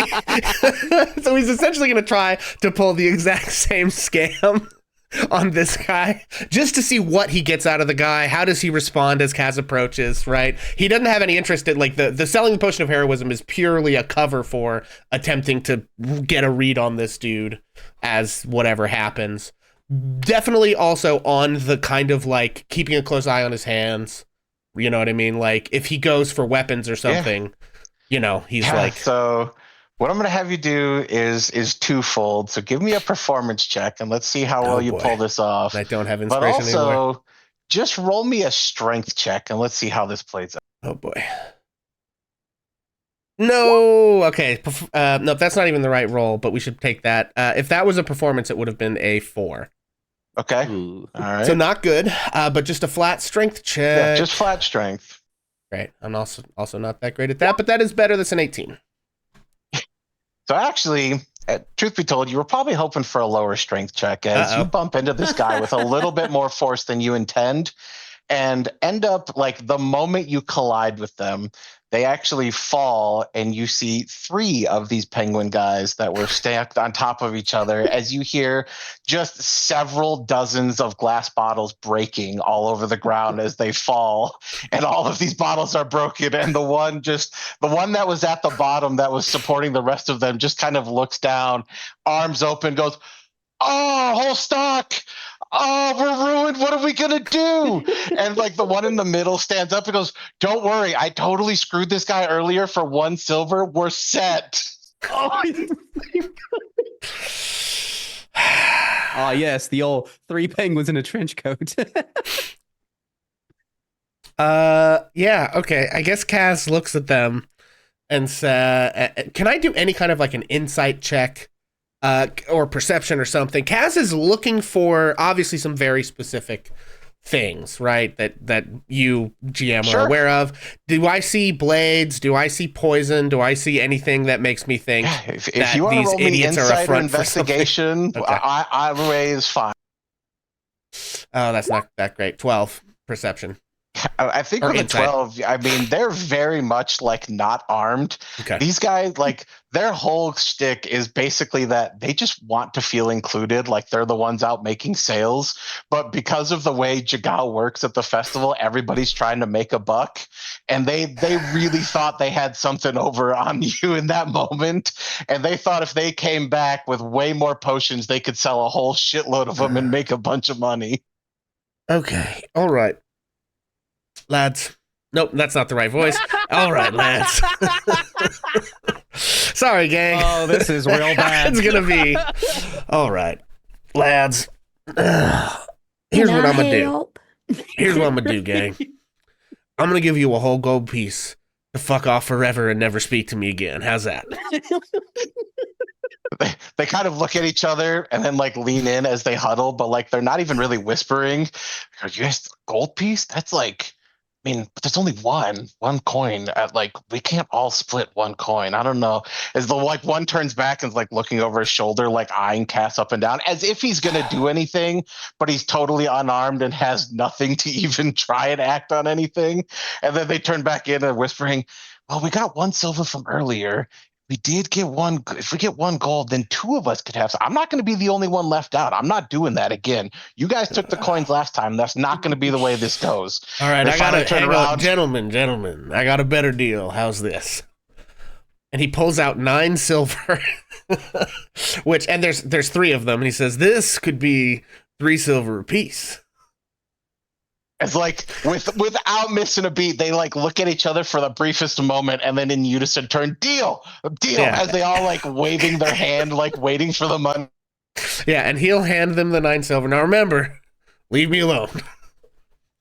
As like they I don't even know who you are as they take off running down the alley, like totally satisfied. Do they get back in the trench coat or they're Oh running no, they left it separate? behind. They got their coins. That was way more than what they were worried about. Yeah. Okay, I'll take those silver off my sheet. Did they feel leave like- the trench coat? They did leave the trench. And it's Did you want a trench coat? a trench coat covered in broken glass and some weird liquid. No. I feel like at that point, if I could, Just sorry, not to interrupt you, but Yeah, go I ahead, think please, it please. crosses Cass's mind. Should I pick this up? And he looks at the mess of broken glass and goo at his feet, and just knows like there's no way Orin wants that back in the room. He's like, no. Cass thinks about it, but then he's like, no. Sorry, carry on. about that time, I think that Orin steps around and you watch him actually walk into this apparition, and his skin stops glowing. It seems you're going soft on me, man. I didn't want to execute 3 adorable little penguins in an alleyway. It was a good call. I'm just saying. I guess you're rubbing off on me, son of a bitch. But he like, I don't know, like tucks his hair behind his ear or something. Yeah. So for Orin and Cass, as you guys kind of carry out your night, are you guys? I mean, what's your lodging situation looking like? Are you guys thinking that you're going to look for an inn, or? Yeah, I Yeah. think that makes sense. Yeah, I Yeah, didn't know if so- that was like predetermined. I didn't know since Yeah, we've yeah. been in No, town a few days. so but yeah. so yeah, my larger question is then, are you guys looking to move? Like, are you guys trying to stay on the move, or are you just staying where you've been staying? I do think I staying didn't on the think about move that. is wise. Yeah, I For didn't even think sure. about that. That's valid. Okay. Yeah, no, that's totally fine. Like I said, it's not hard to find. There's lots of places that have since opened extra rooms and what have you, so it's easy to find places to stay. That said, are you guys looking to be like nearer to the jumble? Are you guys looking to kind of get away from that a little bit? Like, what is your kind of strategy? Okay, I think I'm trying to think like Orin. Okay, I'm not an organizer or a planner, but I do think that maybe Orin's thought would be to be closer. The festival starts tomorrow. Maybe it makes more sense for the people to be near where all the action's happening. So if Casimir is in the same thought process, he would think staying closer to the jumble would make more sense.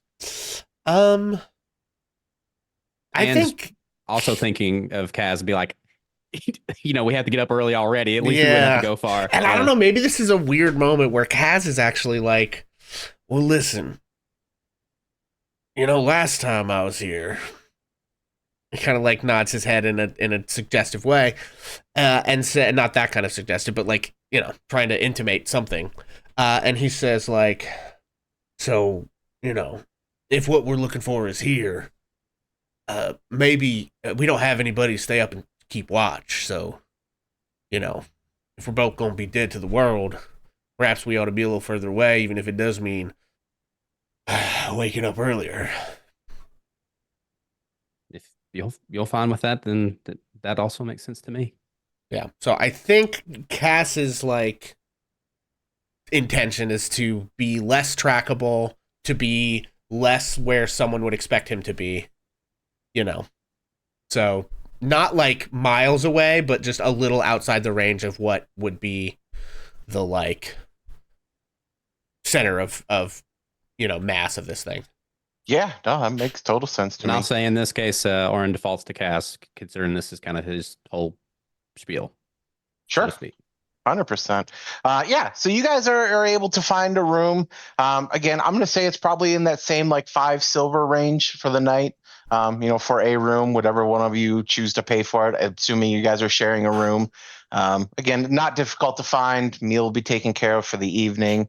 That said, before we go through the night, does either group have anything else that they want to go over? I got the room. Okay. Pixel. Yeah, because Cass just wasted a bunch of money. Well, Yeah, that's Not Grasha, that so- much, but still.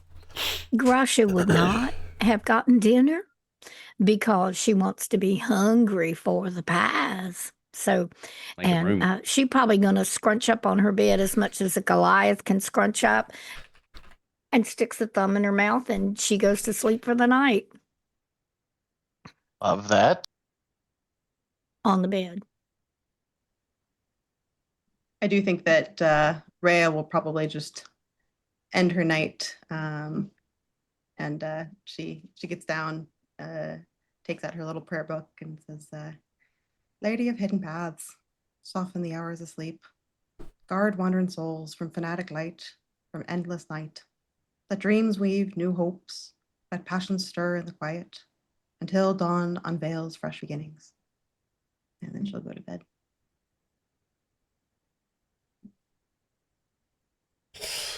Yeah, I don't think that Cass particularly has anything else, just find the place, eat, keep his eyes out for stuff, but provided they don't see anything like sneaking up on him again. Actually, Orin, Yeah. and very quickly, Orin would remove his armor. He would probably remove his pants, but like, listen, he's got a lot of meat pie on him. That's really what's going on. He's meticulously cleaning all the meat pie off, and he would spend time making sure that his armor was maintained and sword and Yeah. And I do Shields. think like after the like he does the meat pie or whatever, maybe he hands the pants to Cass to like take to the wash or something. Yeah, And Cass does come back to the room with just like a tiny little bit of pie crust. He didn't like eat a lot, but he tasted it, okay? It'll smell good. And Cass is kind of a fatty, all right? You know, so he had a little bit of pie crust with some meat on it or whatever. And he thinks he doesn't realize that it's there, so he thinks he's like, you know, slick or whatever. And so I think we do, so like as he's snoring away, you know, just little tiny piece of pie crust is still there. And as Orin comes to bed, and after he's done polish his army, he'll probably affectionately wipe the crust away and lay down and get hell yeah. Last but certainly not least, anything special from Dorian? No, I think Dorian is probably going to wander in a little later, try not to disturb the others who definitely went to bed before he did, and just gonna tuck into a corner and go to sleep without much ceremony. Fantastic. All right. So with a pretty uneventful night, I will say it's probably not the greatest night's sleep that anybody has ever had. During the Festival of Merit, the streets really don't stop, right? Like there are still going to be people out in the streets. There's still going to be vendors trying to hawk their wares. There's still going to be, you know, food and drink and all of this stuff. I mean, it is basically 48 hours of nonstop, you know, think of effectively Mardi Gras, right? Like this is just constantly going, you know, some people are going to try and sleep, some people are going to be doing their thing, but it really doesn't stop. So it's probably not the greatest night's sleep, but you guys are able to get a full night's sleep. Those of you who may or may not have, you know, used anything, you do get the effect of a full rest. And 8 a.m. comes awfully early. That said, you guys all, I'm assuming, unless anybody wants to do anything prior, meet up at the Jumble, and I'll turn it over to you guys as far as what we're doing from there. Yeah, the literally the only thing, just for the flavor of the thing, is as Orin goes to wake Cass up, he would have a fresh cup of coffee ready for him whenever he gets up. Yeah, And and a scholar. Cass definitely is like not a morning person, looks like absolutely miserable. You know, hair is kind of a mess. As he gets dressed, he just like puts the hat on over it, you know. Has to like work the hat over the horns every morning. You know, as one does. And the hat was definitely like specially tailored exactly to where it would sit right and be over the horns. But it is a process to get it on and off, kind of. You know, it's not like... and then he just sort of like chugs the coffee, looking like miserable.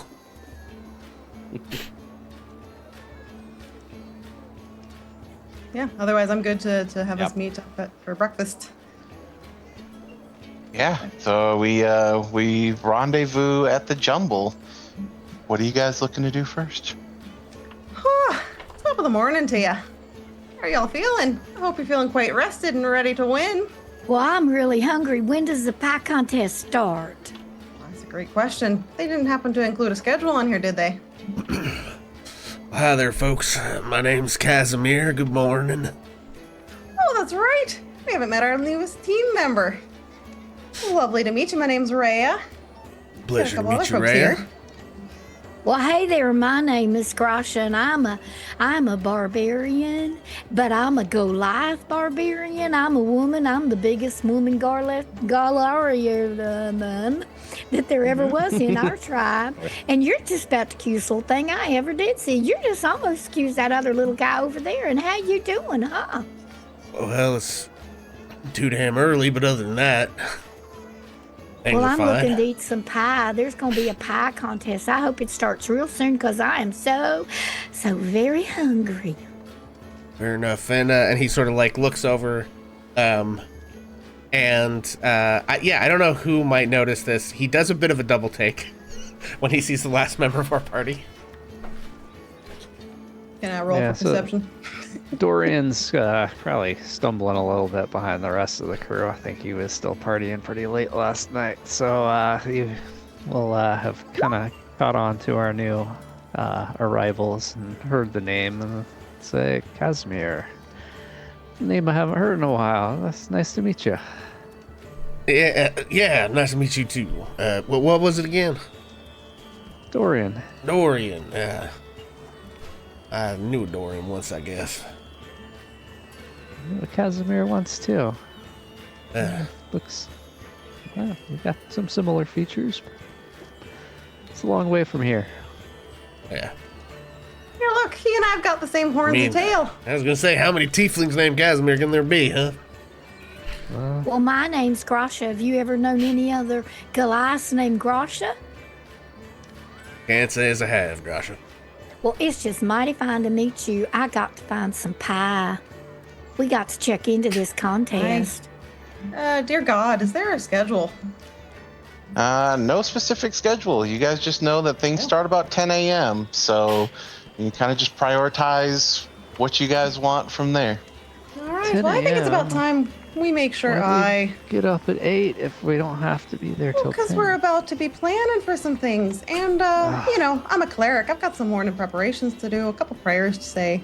So I'm going to pull out the little flyer with all the events and go through them. And let's see here. First one looks like we've got Best Pies in the Jungle. I know Grash is obviously hankering for that one if y'all are all right with her taking it.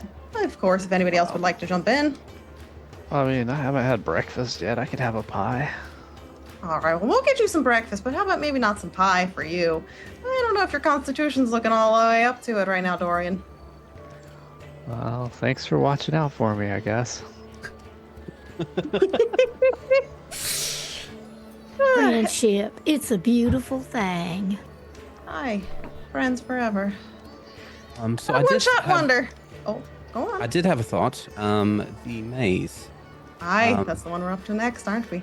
I do feel like perhaps I would be of some use in this competition event, as it were.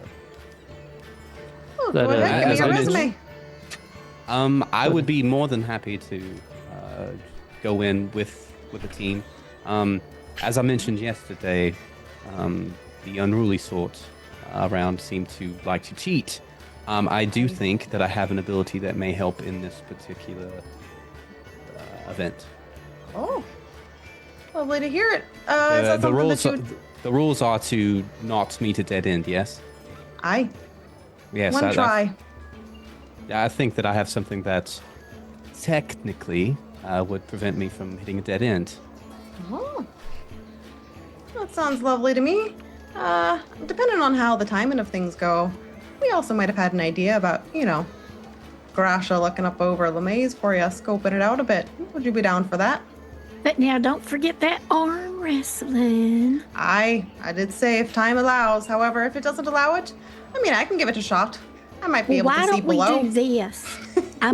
Why don't we do this? This sounds very common sense and ordinary to me. Why don't we each one pick something, unless there was one of them that took two people, and then we all go get in that line, and then after we do that, then we see how much time we have, and we run on to another one. That sounds lovely to me. I know for me, it's just the riddles and rhymes. Although I could be of help with the herding the horizon backs. Well, I'm also pretty good with animals and critters and herding. I don't know what precise sort of touch these horizon backs require. But I'm usually pretty good with that kind of thing.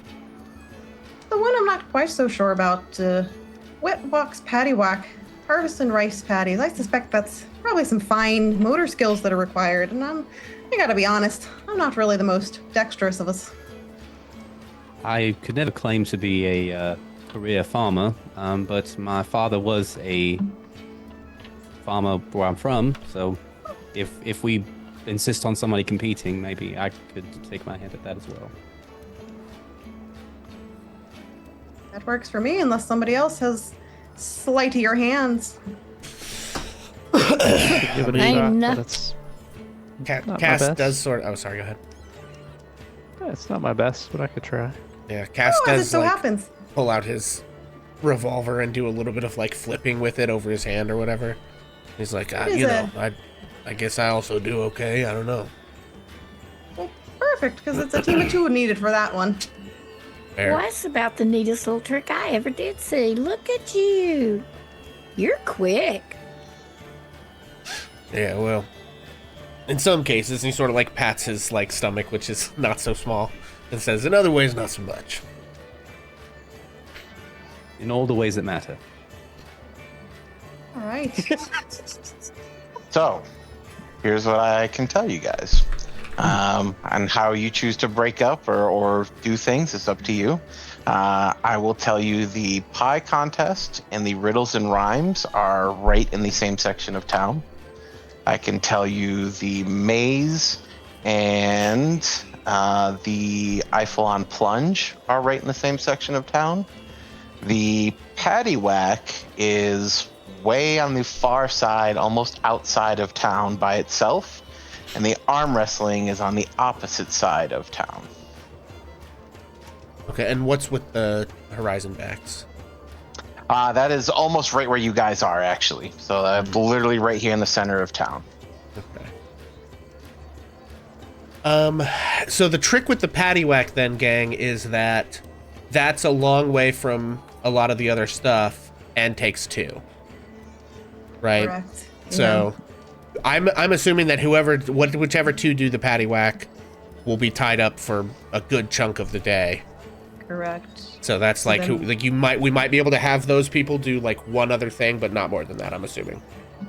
Yes. If Then the that. question is, Oren, would you between One Shot Wonder and Wet Walks Paddywhack? I have nothing. Okay, out of game. I have nothing to help me. Well, I guess I could cheat at the paddywhack too.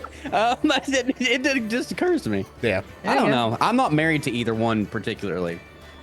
Full disclosure, he's going to use his echo to not hit a dead end in the one-shot thing. So I suppose the main thing is Dorian. If you didn't do the Iflon plunge, you had mentioned maybe Wet Walks Paddywhack. So between plunge and paddywhack. Orin could be convinced to do the paddywhack if Dorian doesn't want to do that, and we can trade off if he'd like. I was gonna stick with the plunge since he's already convinced himself to suck it up and get it done. Okay. Okay, so Kaz and Orin do try the paddywhack as our team of 2, okay. right? Okay. And so then. And then Orin also tries to do the one-shot solution. If do we think that's an option? Logistically, Yeah, I think if that is the case, then that's going to burn your day because you're going to have to go from the paddywhack all the way back down to the docks. So that's going to kind of spend it for you guys. okay. The question: if Orin is doing maze and paddywhack, does Kaz also have the ability to do turtles and paddywhack, or does he need to choose just one of those? No, I think you guys could split from there if you wanted to go do turtles after the fact. It's Okay. about the same distance. You're just going to a different part of the town. So Okay. Okay, cool. Yeah, I mean, Ray is in for hurting the hurting. Is hurting close to the rhymes? I wouldn't say like close, but it's closer than the paddywhack where you could definitely get that. Like you could easily hit that, the horizon backs, and probably one more thing if it was close. Okay. I would probably want to at least be there for Dorian for the plunge. Okay. Not necessarily participate, but just be Yeah. No, you know, I think you helpful. could easily hit those 3 pretty easy.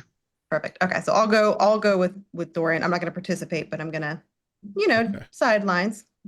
Push him in. And Grasha, You know. we've got on pies and arm wrestling at this point. That's what she would like to do. Okay. If she had room, she would consider the maze, but her first 2, and since the arm wrestling is opposite side of town, those are, yeah. And I was then going to ask if she would have time to do the maze with Orin, actually. Yeah, that would be great. Cool. What If- does the DM say? Yeah, no, I think if that was Grasha's intent, she could do the pies, go to the maze, and then swing out to the arm wrestling as kind of the end of the day, and I think that would work out pretty well. okay, Okay, and then that's the plan for so Grasha. far Dorian has just the plunge. Is there anything else Correct. that you've got more time if Mhm, if there's anything else yeah. you want to throw in there? Yeah, well, since the maze is the one shot wonder the maze? Is that the same It thing? is. Yep. Yeah, those are in the same section of town, so might as well just knock that out. Sure. Yeah, Can 100%. 3 go into the maze? 100%. Yeah, Okay. absolutely. Okay. Cool. Okay, so far we've got Grasha on pies, Orin, Grasha, and Dorian on maize, Dorian and Rhea in parentheses on plunge, Grasha on arm wrestling, Cass and Orin on paddywhack, Cass and Rhea on turtles, and then Rhea on riddles. Absolutely. I do want to just point out, just from a stats standpoint, that Orin is also really strong. If you want to flip him around to help, can we not necessarily as a team for the arm wrestling, but like, can more than one person compete in that on the same team? Yeah, so the way the arm wrestling works is there is a quote unquote champion who is undefeated. Okay. And so you have to defeat 2 people prior to that. And if you beat both of them, then you have a chance at the champion. First person to beat the champion will be the one who gets the medal off of that. Okay. I don't want to like take up a bunch of time like trying to change what we have, but I'm just saying that I'm willing to change. I have a strength of 18 is what I'm saying. So stats wise, I do also have a pretty high strength. Yeah. If we feel good about what we're doing, then I gotta warn y'all. Rhea is not very smart, but she's doing riddles and rhymes, and we're hoping that stuff is smart enough for this. Yeah. Yeah, the only thing I would say is like your Echo could probably help with the paddywhack.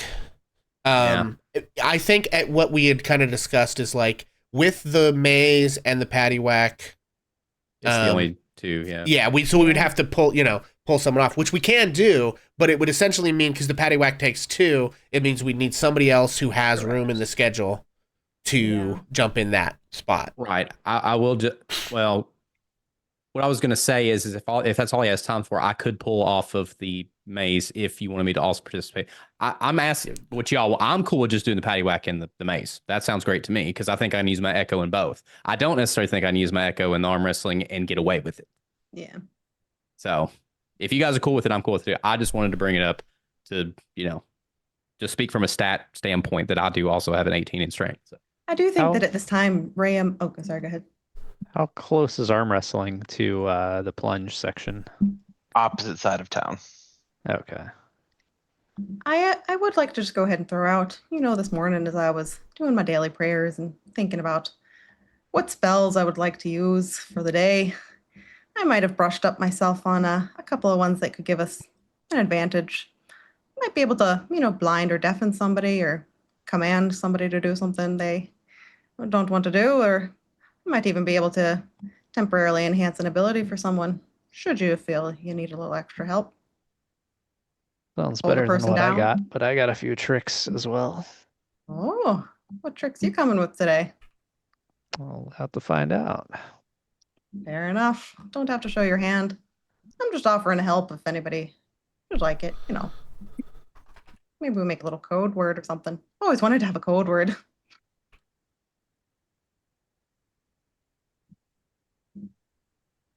Well, hey, real quick, gang. If you listen, I bought this off a very shady person yesterday. But Kaz is gonna pull out this potion and just sort of see, like, I don't know much about this stuff, and it was dirt cheap, sort of, until it wasn't. Whatever. Anyone know? It looks like maybe it's a potion of heroism, but also I think it ain't quite right. And he's just like holds it out to see if any other member of the group might have a chance of like identify or knowing, like, having a good arcana or medicine or alchemist tools or something, to see if anybody has a sense of that thing. Yeah. Medicine. By all means, roll it if you got it. Oops, that's not gonna help. It's a 9 arcana. 16 medicine. So I think with the 16 medicine, you can confirm his suspicions that that's definitely what it is. But the additive that's in there, this kind of red luster, it's not something you're familiar with in what it is. So there's definitely something added to it. Oh. Oh, here comes the red lines, the red string. Yeah. I mean, listen, that string don't have to go very far. Yeah, it really don't. Beep, beep. It's a pretty short line.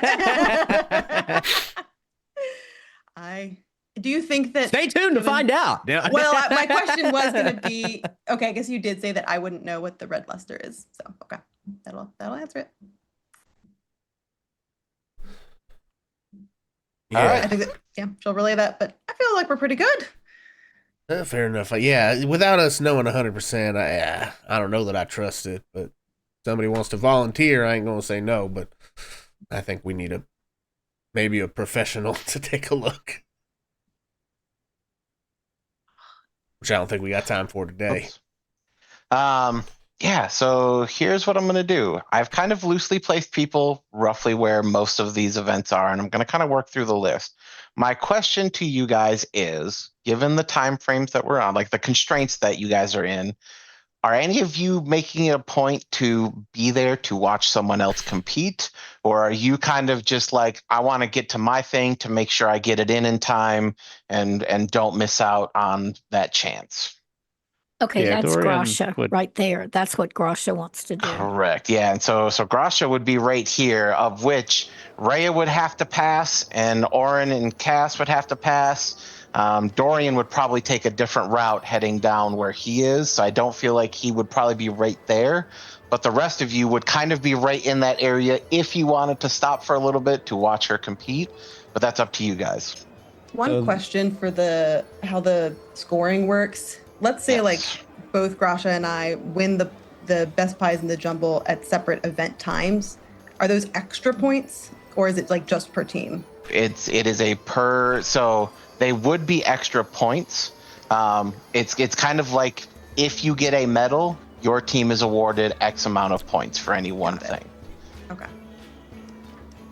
And then I will say, just in the spirit of how Orin's events are going to go, I'm assuming he doesn't have time to watch anybody, because it seems like his whole day will be spent with the two events, right? And crossing down. Yeah, I think the only one that you could potentially do would be Grasha, only because it's literally right there, right? So I feel like if you were to stop, you could watch her do her little bit, because she'd be, assuming you guys are there at 10 o'clock when it starts, you'd be able to watch her go and then make your way right to the patty whack. But on the flip side, if you wanted to be at your event right at 10 o'clock to do yours, that's also a thing.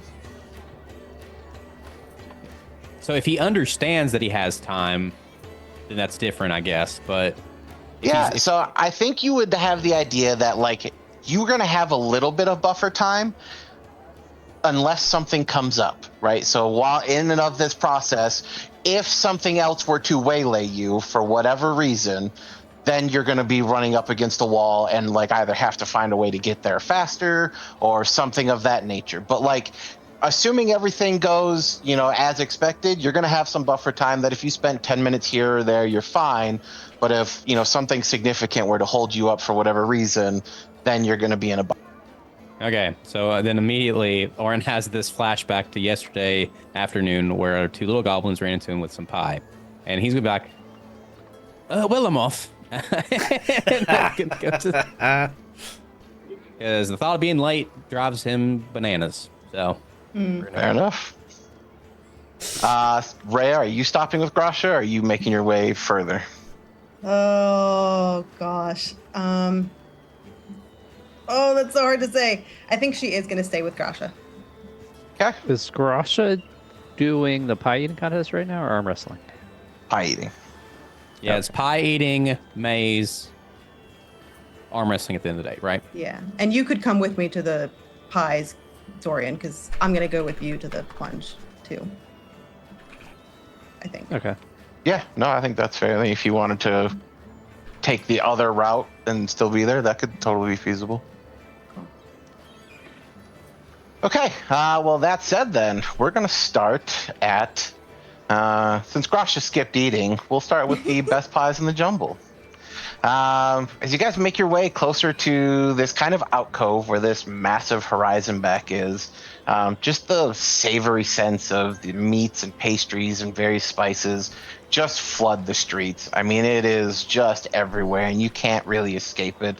And honestly, the closer you get, the better it smells, to the point where poor Grasha, who, skipped the meal the night before, it's really just getting worse now. She's just really fighting the battle right here as you make your way to these gigantic tortoises. I mean, these things are just massive. You can see all the buildings that are all stacked up on their back and kind of, I'm going to kind of say like steampunk almost, where like, cables are kind of tying them down as they almost lean off the shelves a little bit, as like these things are designed to be like mobile merchants, basically. And as you get a little closer, you can see this huge table that is, lined up, and you can see behind this table are just these stacks and stacks of these pies. And as you get a little bit closer, you see this orc who, just this lovely looking lady who is rushing around, pulling pies out of ovens as she's getting other pies ready. I mean, she almost looks like she has 6 different arms as she is just managing a dozen different things all at the same time effortlessly. I mean, she looks like she's been doing this so long, she's not even thinking about it anymore. As you approach, there's already just a couple people already on the stage. One of them, including this, scrawny young human with this like mop top of brown hair, kind of a scruffy patchwork facial hair. And as you guys approach, this orc calls out, "Come on, come get your pies. You guys better hurry up if you're looking to get in on this one." As she's like starting to lay out some pies, like one per like seat, if you will. And she's just kind of getting things ready at this time. Well, count me in. I'm here. Grasha's gonna head for the table full of pies. Yeah, and as you make your way up, this orc woman kind of walks over and she offers her hand out to you. She goes, "Name's Agatha Silverspoon. Lovely to meet you. You guys looking to eat some pies today?" Well, I am, and my name is Grasha. "Rasha, it is lovely to meet you. Please." And she walks over and even pulls out a little napkin and everything, and realizing it's totally undersized for Grasha, but she still kind of holds it out for her. She's like, I'm sorry, we're a little unprepared, but I got plenty of pie, and I promise you won't leave here hungry. It's okay. I got the sleeve of my shirt. I'm great. And with a huge smile, she kind of offers you a seat, and she continues down the way as she walks up to a couple other people. There's a male drow who sits down, a female halfling who sits down just a couple seats down from Grasha. And truth be told, when she sees Grasha, she, as a halfling, is feeling quite immediately overwhelmed. She really doesn't have a chance, but also, free pie. So they're not really turning it down. Nobody's really discouraged in its entirety. But yeah, Agatha makes sure that everybody has pie laid out in front of them. You can see she's also got a handful of people that are standing by with pies in hand. So as you guys finish one, they can deliver you another one. And she kind of just very calmly, this isn't a chaotic situation, but she calmly works her way down. She goes, "Everybody good? Does anybody need some water or anything before we get started?" I don't want to take up any room at all. I just want pie. And Grasha waves over at Rhea while she gets a moment. And she nods. She goes, "All right, let's get them ready." And just like that, she kind of raises her hand, and you can see there's a brief tension in the air where even the crowd and everybody goes immediately silent. And she drops her arm. She goes, "Go eat." And with that, the way this is going to work is your first pie is free. Everybody gets one. After that, your first check, you're going to need to make me a Constitution saving throw. I'm sorry, a Constitution check. And you are looking to get an 8. Each additional pie you eat will raise that check by 2. And by check, you mean skill check? Correct. Yep. And you said Constitution? Constitution. Yep. Okay, well, help me out here, because I'm seeing Constitution in saving throws, but I'm not seeing Constitution over on additional skills. It wouldn't be on additional skills, Mom. If you're looking at D&D Beyond, you're going to want... You should, at the top of the page under your name, just have your raw stats. Oh, okay, yeah. You would roll your Constitution from there. Yeah, the +2 right under Constitution will be where you're clicking. Okay, gotcha. All right. I'm ready. Time. Go ahead and roll, and I'm going to roll on these 3 individuals as well. Okay, and I'm rolling on that thing at the top, like you're telling me. Yep. Yep. +2. I got a nat 20, makes a 22. Oh, let's Grasha go. crushes that pie after the night before of not eating. Doesn't even phase her as immediately Agatha delivers another one. The male drow immediately next to her gets through about 3/4 of his pie before he sits back. The female halfling, oddly enough, gets through her second pie really easily too. And the human male that was there to begin with actually is keeping up with Grasha at this point. So we're going to do the same thing. This time you're looking to beat a constitution of 10 as we move forward. Grasha, she's our man. Oh God, no! Oh no! You have inspiration. But, I mean, this would be it, and I'd be pushed out. Correct. Grasha will use her inspiration. All right. Oh, Grasha, let's go. Now, well, okay, I marked, and so that means, do I just roll it twice, or is there a way to make? You I can don't just think- roll again. Yeah.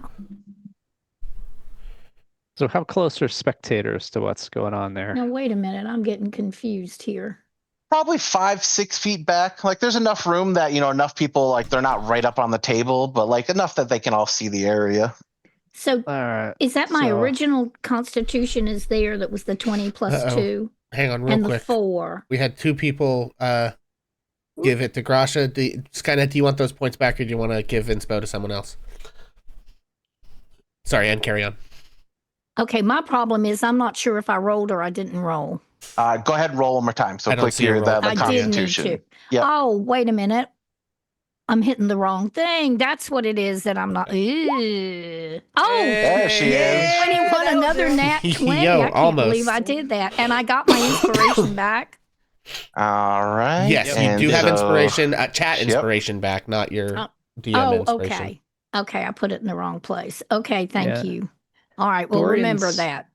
While she's eating that, Dorian's gonna look at the human and try to hide the casting of a spell and cast Okay. prestidigitation to make to make the smell of rotting food exist in the human's nose as he's trying to eat this pie. Okay. Incredible play, So- honestly. What I'm going to do is I'm going to have him roll his roll at disadvantage here. And yeah, he got a 7, so he does not make that one. This human is out, and actually, you see Well like played. his whole face just really kind of contorts here. Is like he is really kind of revolted by this pie at this point. Like it's nothing that he wants any part of anymore, and like kind of pushes it away even. And I think like those of you kind of keen-eyed paying attention, Agatha, the one making these pies, is like a little offended by this. Like she has like these like super well-known pies, and by this guy's look, she's like, oh, what the hell's your problem? But like she kind of lets it go, and like they keep handing out pies. Grasha kind of hesitates for just a second, like, just it's a lot of pie, but finds that second wind, and she really gets through that next pie. A female halfling, she is struggling to get through that last pie, and in fact she gets through the last one, but just barely. I will tell you in full transparency, she got an 11, so she's just barely making that threshold of getting that last pie. So at this point we are down to Grasha, and we are down to this female halfling who is not doing fantastic. The next pie, we will be looking for a 12 on the Constitution check. And I still Grasha, have Grasha. I have inspiration, right? Yeah, you got it You back do. from chat. Because I got it back. Okay. Okay. But I'm going to roll one more time. Grasha Oh, gets no. only a Ooh. 10. And I'm going to accept that. All right. Grasha gets a 10, and she was looking for a 12. Gets through a good chunk of this pie, not quite all of it. However, the female halfling only got an 8. So she gets through about half of this pie. Oh, let's Technically, go. Grasha ate more of the pie, Good and thus call. Agatha will Incredible. walk over with a little pie-shaped medallion Let's go. as she boldly holds it out to Grasha with a smile on her face. And she kind of pats her a little bit on the side of her arm, not quite able to reach her shoulder, but with a smile on her face says, I certainly hope you're not going to leave here hungry. Grasha opens her mouth, leans down to say, "Oh no, it's so good," and burps all of that pie flavor right in Agatha's face. And then, "Oh, I'm so sorry." And without Thank missing a you. beat, Agatha turns to the crowd and goes, there you have it, folks. That's how good the pies are. Who's up next? And like just doesn't even skip a beat, keeps going. And again, she turns to Grasha with a smile and she goes, I do hope you enjoyed the pies at the very least. I really did. I don't know what was up with that other fella, but oh my, these are some of the best pies I've ever had. Thank you so much. But while that's happening, Dorian's gonna go pick up the pie that the human left and just start eating it. Yeah, and truth be told, these are like actually incredible pies. Like she really is a phenomenal baker, and yeah, you get to really enjoy this pie. And I think as you do it, the human is looking at you with like just the most vile face of disgust. Like he is just beside himself that you could even be that close to that pie to begin with. But like you see him kind of shake it off, and he kind of like pulls out this little scroll and you see him check as if he has some kind of schedule. And in that moment, like he's kind of a little shocked and you see him run off as if he's got to something that he needs to get to. So that said, I'm going to share this with everybody so we all have it. And after the fact, we can get this added to your sheet. But Grasha will walk away with the medal of the meat pie. Incredible. Hell yeah. 2 medals for Grasha. The medal smells like pie. That's incredible, truly. I'll leave Okay. this up on screen for you guys to read for a minute. Oh yeah, I guess I should also do that. And is this something like that? Is this something that I get to keep Nice. forever until I use it? Or is this It something is. that has to be Nope. used at the contest? Absolutely something you will keep it Oh. until you decide to use it. Also, Amazing. do we want to read this out loud for TikTok chat? Sure. Yeah. What they are saying that I'm getting is I get 2 D4, which is a type of die, plus 2 additional number after I roll it, temporary hit points, which makes me have more health than I normally would when I use an action to press this metal to my mouth. Once this property has been used, it cannot be used again, and the metal becomes non-magical. While magical, this metal is slightly warm to the touch as if it's fresh from the oven and smells faintly of baked pie crust. Nice. Rasha puts it in her pocket because she's already wearing 1 medal.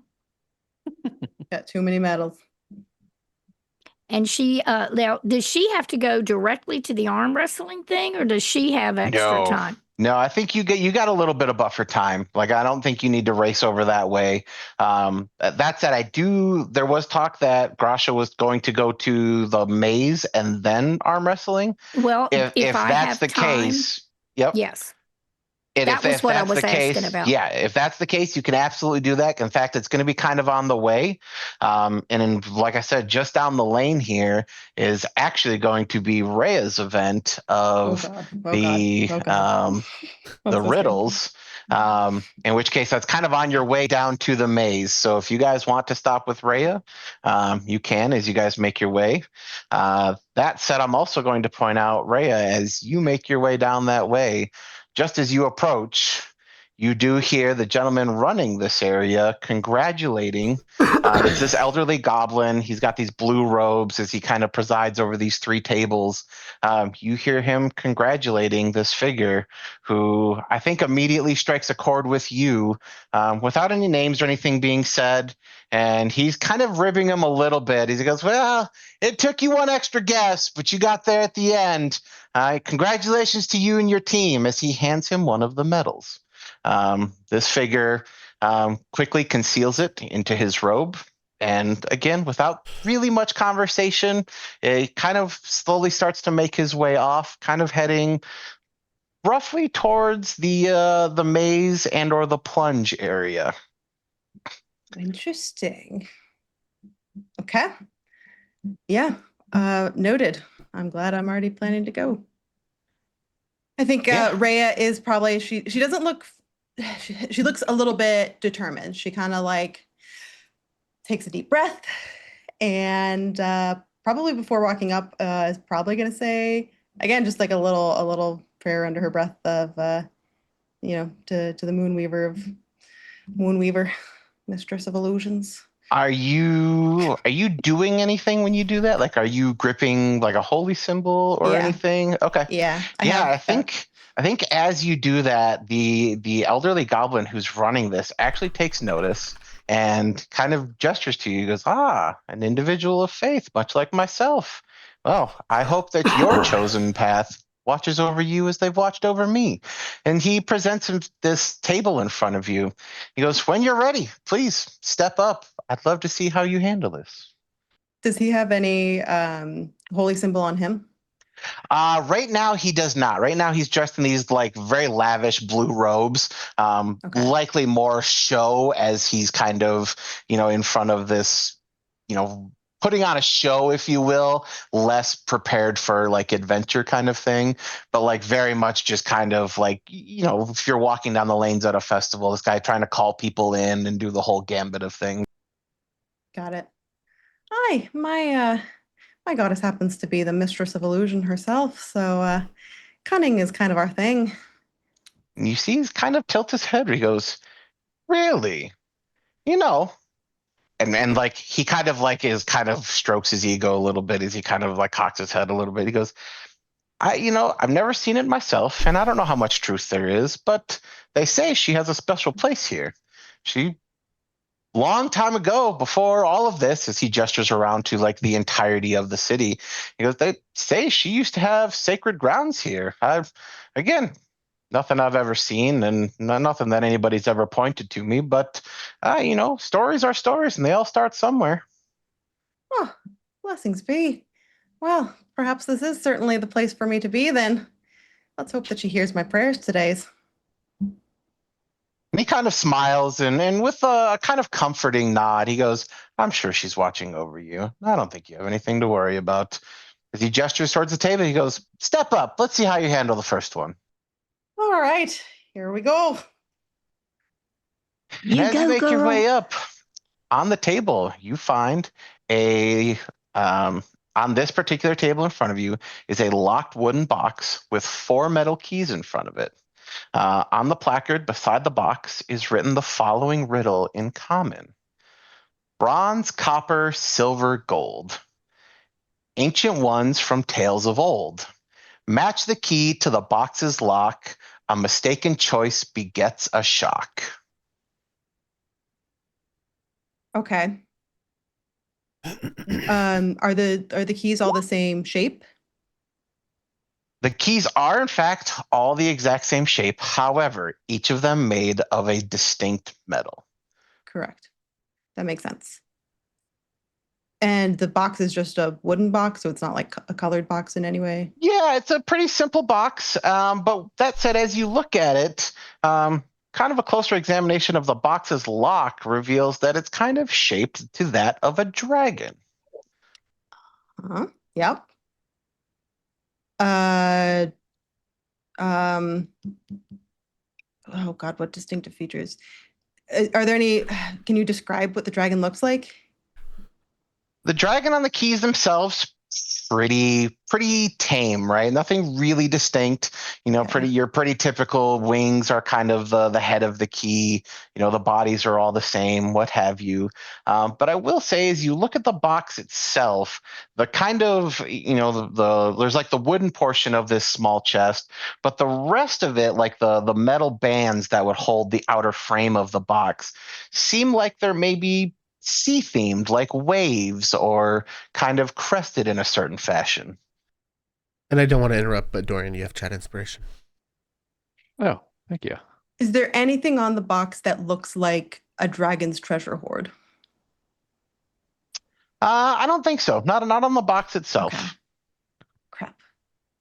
Okay, it is sea themed. Oh, but there's only 4 options. Oh, this makes it easy. Okay. Yeah.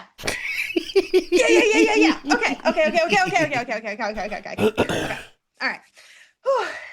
Just to be clear, if I say a bunch of words, it's not gonna like disqualify me. This isn't like a timed thing, right? Nope. Excellent. In Great. fact, what you've kind of gathered is that just from kind of watching some of the others compete, you can't see them when they're actually doing things, but you can see their reactions, and you can tell by doing something. And I think you easily piece together by doing the wrong thing. Some of these keys carry an electrical charge that will course they result do. in a shock.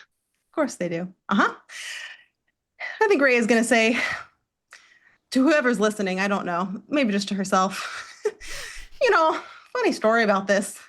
I once came across a woman. She looked like maybe she'd just fallen out of the 9 hells.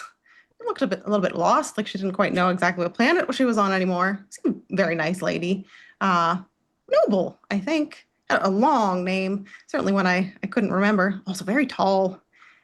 Anyways, she and I got to talking one night, and well, she seemed to have quite the passion for dragons. And apparently she'd even grown up with one. Even had some scales on her on her cheeks. Well, it turns out, again, that night, I tell you what, I feel like I learned everything there was to know about dragons. So just so happens, I think I happen to know the answer to this here riddle. She told me all about the metallics and the chromatics, even about the some of the ones that have psychic damage. But this here one, I do suspect that the bronze dragon, they like pearls and shipwrecks. They can swim. Black dragons can swim too, but I don't see a black key here, so that really does narrow down the choices. And again, the lightning damage couldn't be gold. Gold does fire. You've got their silver's doing cold. What a shock. Certainly seems like a bronze one to me. So she's going to pick up the bronze key and say, Moonweaver's blessings to you, dragon. I think we're going to win this. She's going to put it in the box. Without missing a beat, the box springs open, totally unpunished, as Hey. the elderly goblin has a slight round of applause. He goes, well, first of 3. Let's see how you go. As he gestures down to the next table. Okay, I got my pen and pencil ready. Let's go. I think Rasha heard every bit of that. I think she's completely focused on you. And even though she needs to get to the next thing, I think now she can't leave. She's just really watching. Rhea, totally immersed in watching. Copper doesn't do acid. Copper does fire too. Both copper and gold do fire, right? I don't think so. I'm pretty sure copper is acid. Do I have that wrong? Now I need to know if I'm I'm wrong. like 90% sure. Copper, dragon. I gotta look it up now. Dragon puzzles passed. Let's focus. Okay, all right. Just here, I'll put it in the Discord. You can look at it after. You are right. right. It does do acid. So, okay, that's on me. as you approach the next table, laid out, sprawled across the entirety of this table, is a full star map that, resting on the table, depicts the moon, constellations, stars above the Exandrian sky, accompanied by the following riddle written in common. 2 birds sit in a speckled field, one silver and calm, one scarlet with woe. Nigh all year, the red one yields to silver's illusions, mischief, and sheltering glow. Just to be clear, you said moon. Is there only one on this map? There are 2 on this map. Read it. Okay, I was gonna say, can you read it again? Yep.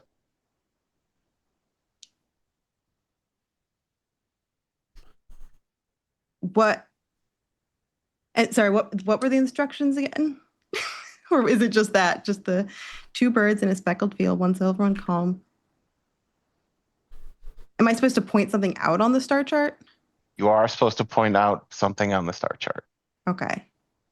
One silver and calm, one scarlet with woe. No, it can't be that simple. Are there any other red stars on there? Nope. Okay. It can't be this easy.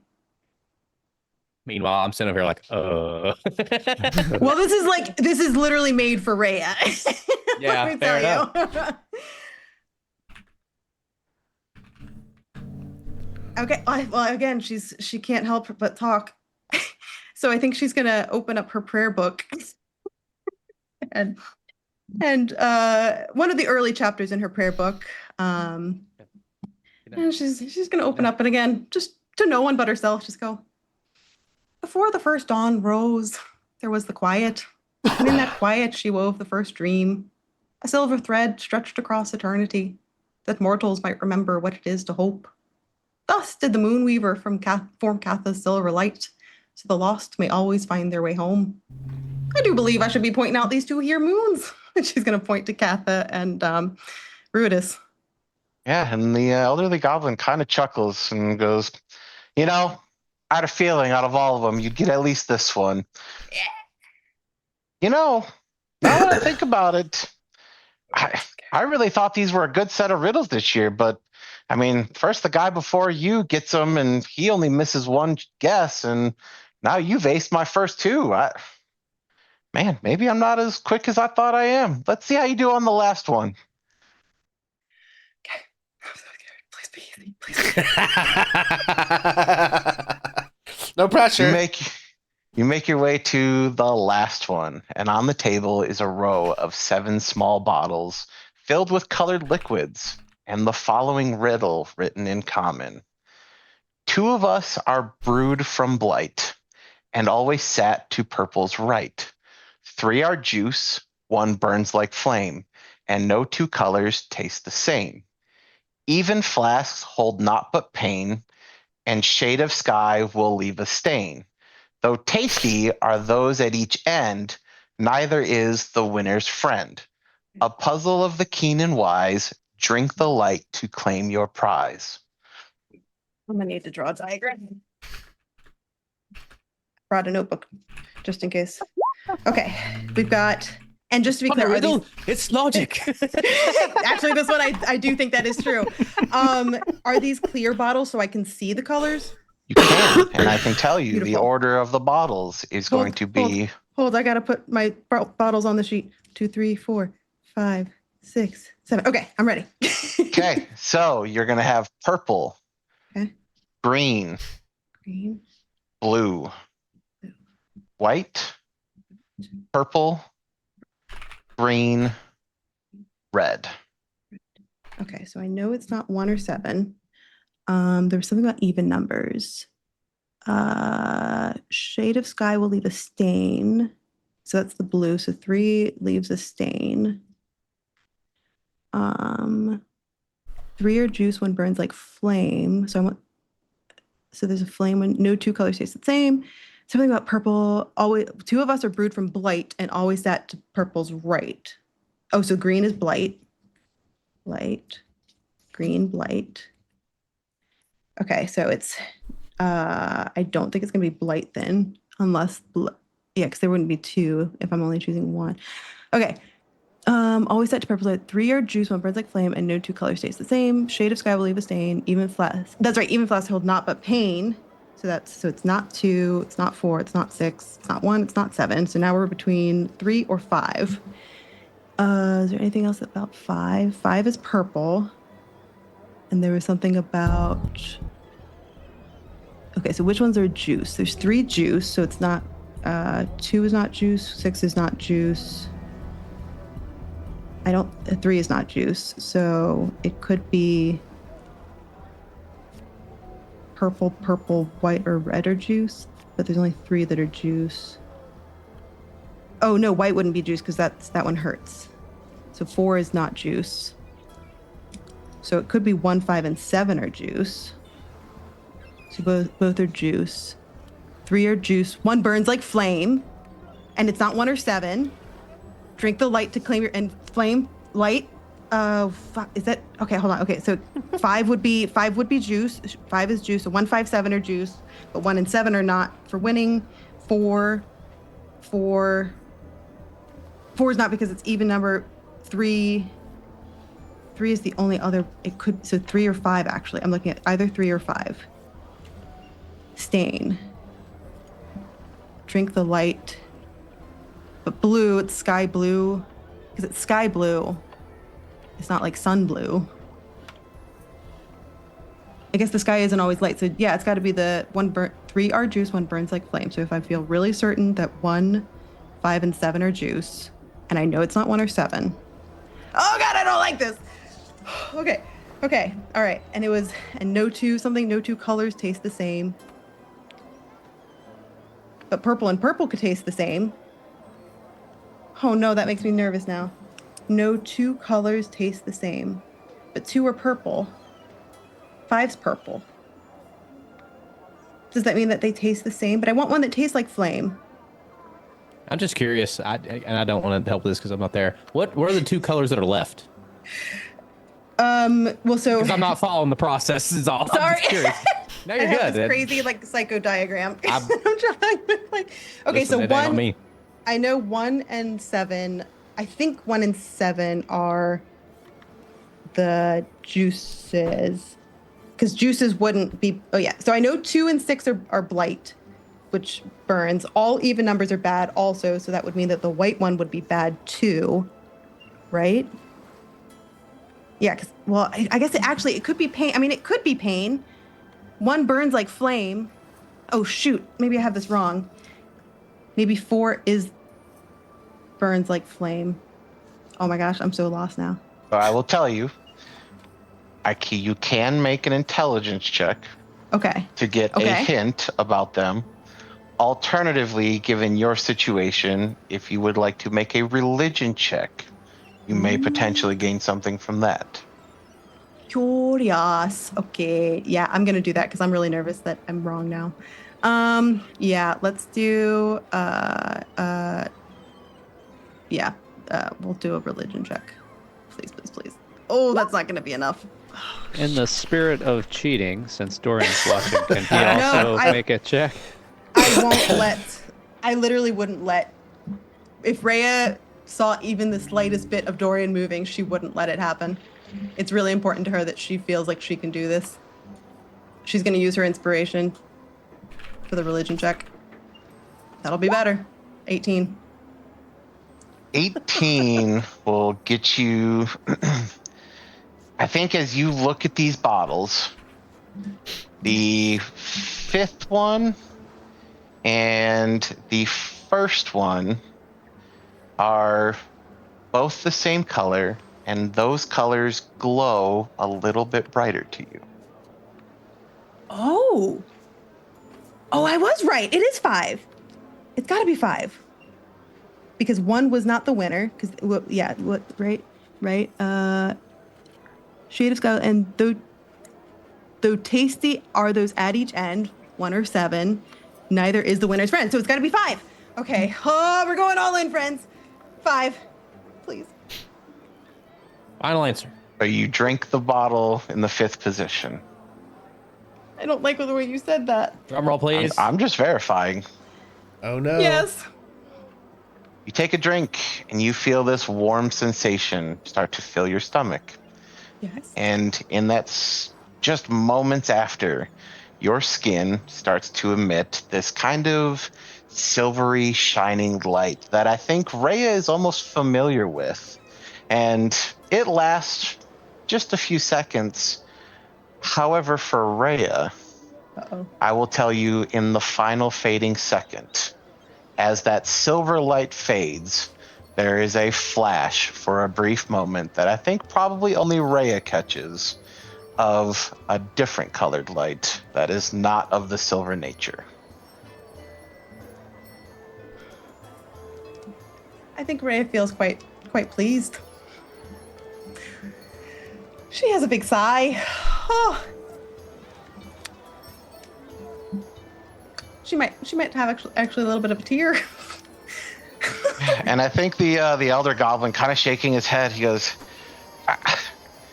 we're not even an hour into this, and my puzzles have just been thrown out the window. I really thought I had a good match this year. I truthfully really thought this was going to be a thing. I thought people were going to spend hours on these. I guess there's nothing else I can do.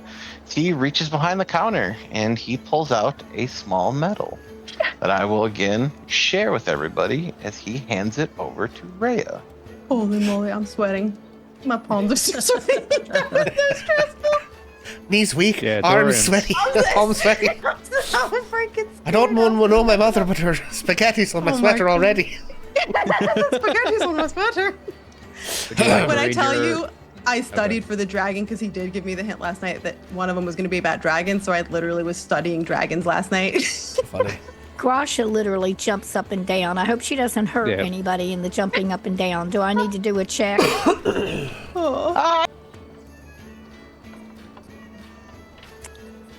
Did he go away? Oh Lord. Oh, we lost What's him. happening? Wait, It's can you going- hear me now? Yep, I hear you. Yeah, Yep. yeah. Yeah. No, I think people are pretty aware of Grasha. Like nobody's immediately right under her feet that like she needs to be real worried about it. They're aware enough of their surroundings. Is Dorian there beside her? Oh yeah, he's there cheering. She literally picks up Dorian and squeezes him as tight as she can. I mean, not to hurt him, but she squeezes him, pats him on the head, whatever. She practically dances with him. And then maybe not quite so gently drops him to the ground after that. But that was because she's excited. She wasn't trying to hurt him. She's just so excited. Amazing. Great Would you like job, to read Rhea. Would you like to read your item out for TikTok chat? I can do that. I've got here the Medal of Wit. It is a wondrous item. You can press this medal to your temple as an action. Doing so gives you advantage on intelligence checks and intelligence saving throws for 1 hour. Once this property has been used, it can't be used again. And the medal becomes non-magical. Oh, it's a one-time use. Got it. Okay. Holy moly. Incredible. Guys, I know it wasn't pretty, but let me tell y'all. I think Rhea will go up to Dorian because she might have noticed that she saw him perhaps like starting to do a little something and probably gave him like a death glance. She said, I know you wanted to help, but it was really important for me that I proved to myself I could do it. I thanks for the help. understand. You did a great job. I didn't help. I know you wanted to. Of course. Just you But being you had here, it. helping a little, cheering Allie back there. It really did mean a lot to me. Kind of used to being alone, so appreciate you being here. Of course. I'll need some support on mine coming up soon too. So Hi. the least I Glad can I'm coming do. with you.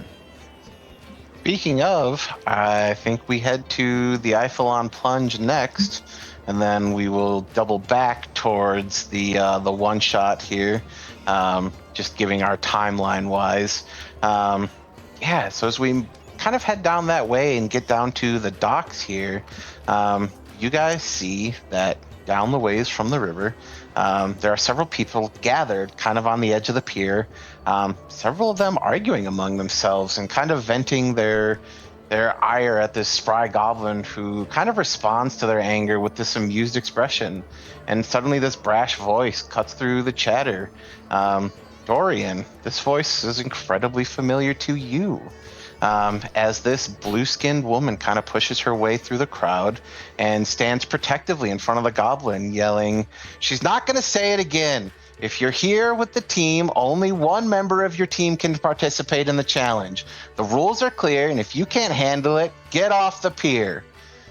After a couple of seconds, a small group of people kind of back away and quietly murmur to themselves as they kind of make their way off of the pier. And how far down are they? About halfway down the pier is where people are gathering, and you can see off in the distance there is kind of this old, broken down, kind of disheveled remains of another pier that currently has this large spear kind of jabbed into one of the the columns that kind of rose up out of the water. All right, well, we'll start walking down that way. But are both the goblin and the genasi still down there? They are. In fact, I think as you look, you can see the genasi is kind of stretching out. Looks like real focused. Definitely looks like about to participate. I also think as you approach, Rhea, you notice next to this loud blue genasi is the familiar face that you are quite aware of. And I think even in that moment, you see him with a familiar book in his hand as he seems to be prepping for something. I think Ray is probably going to turn to Dorian and go, I know I was a little uptight about help, but how would you feel about a little boon? I'll take it. I suspect this year's athletics event seems like quite a thing. I can give you an enhancement to one of your abilities for an hour. That sounds great. I just don't know what we're gonna be using here. Guess we're Well, swimming Is that Constitution or I don't know, athletics. or athletics, or Yeah, I can tell you up front, it will be an athletics check. certainly seems like a sportsman kind of thing. So athletics might be it. So that would be a strength. We'll That do would be a that. strength. We'll give you bull strength. It'll get advantage on. Let me put this in the. There we go. I don't know why it's rolling. What's the rolling do? Why roll? Well, what I was trying to show in the chat is there a way for me to just show the description in it? Why am I Yeah, being display silly? on VIT. I think that's what it says. Yeah, that's what I just done. There we you go. you go. Yeah. So you should get the bull's strength. Target has advantage on strength checks, and his or her carrying capacity doubles. In case you knew that. Unless there was a different one you wanted instead. That sounds like the perfect thing. Great. Well, I'll be concentrating on that for the next hour, so don't bug me. And then she's going to tap him in. Oh, my. Yeah, and I think the little goblin who seems to be kind of in charge of this is kind of walking up and down the pier a little bit, yelling out, and he goes, all right, come on. We got room for one more left, and then we're going to get this show on the road. We got a lot of people to get through today. Can't wait around all day.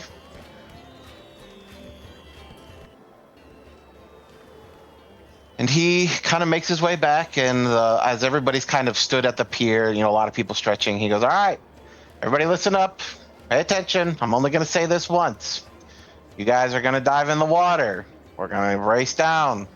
First person to grab that spear and make it back to this dock with the spear in hand is going to be the winning team. I don't care who has it when. I care about who steps back onto this dock with that spear in hand. Am I clear? I think several people kind of nod and are, very clearly are already on board and what have you. He goes, all right, you guys got about a minute before we get going. And how far down is it? From the pier to the spear? Yeah. It's probably about 70-ish feet. Okay. And I think in this brief moment, if either of you are paying attention to the individuals that you would know, I think you would kind of catch them subtly arguing. The Genasi kind of seems to be pushing the drow individual away, seemingly kind of like trying to force his book closed as she kind of pushes him away. But then she kind of, you can see the look on his face. He's real kind of irritated and frustrated with the whole thing, but he kind of storms off and stands at the side as the Genasi walks up and kind of gets into like a diving pose as she is ready to go. You guys looking to do anything else before we take off? How's the wizard looking now? He did close his book and he's sitting arms crossed. Yeah, he did. He's, real kind of, arguably pouting in the corner. Like he seems really irritated about the whole thing. I guess Dorian will turn to Ray and say, you might want to keep an eye on that guy.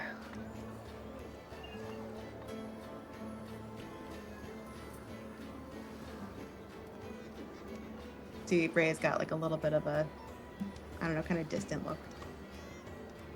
I have a question. Yeah. Okay, because you know more about the timing than I do. Did Grasha go on to the arm wrestling? You absolutely can, but I do think you'll have time to go back because you're going to walk right past the maze as you head towards the arm wrestling. But I didn't go to the plunge, right? That would have been far away and whatever. The plunge and the maze are literally right next to each other. So that's why, like, if you wanted to watch from standing at the maze, you could, or if you wanted to start heading towards the arm wrestling, you could do that as well. Okay. Again, I think if I am standing at the maze, how close am I going to be to the wizard on the side? he's going to be probably about 60 feet or so down the pier. Okay.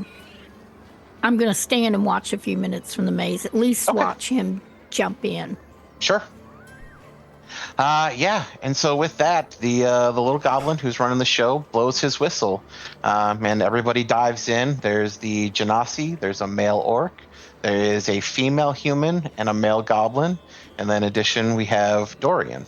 What I'm going to have you do is you're going to make me an athletics check, and you are looking to beat a 13 to take a minimum of 30 feet of movement towards the spear.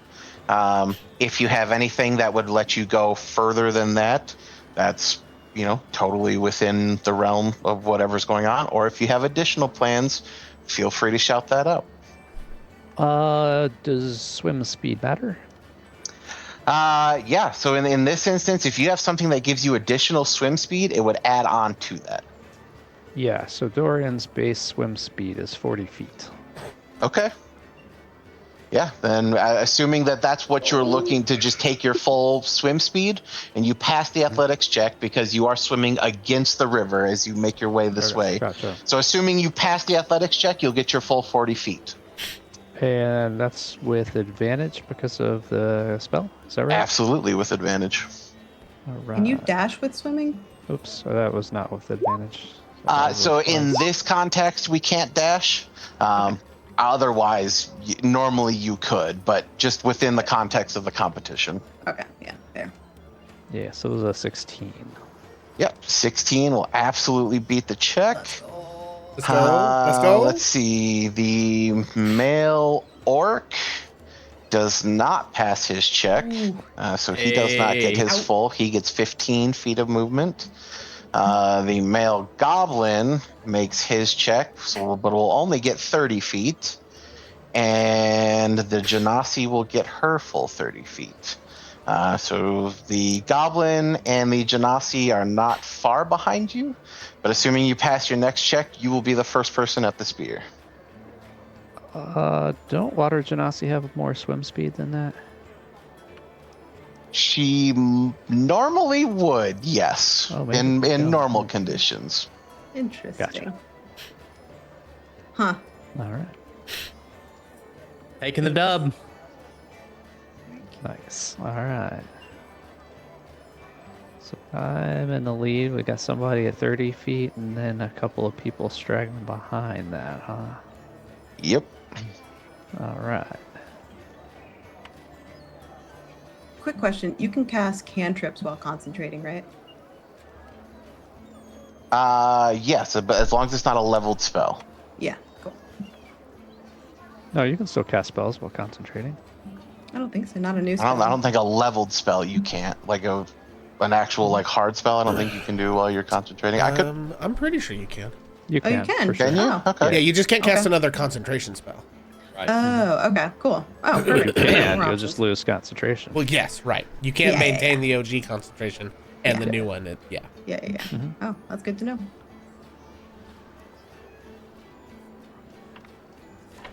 All right. So, are you looking to just make your movement again, or you got something else up your sleeve?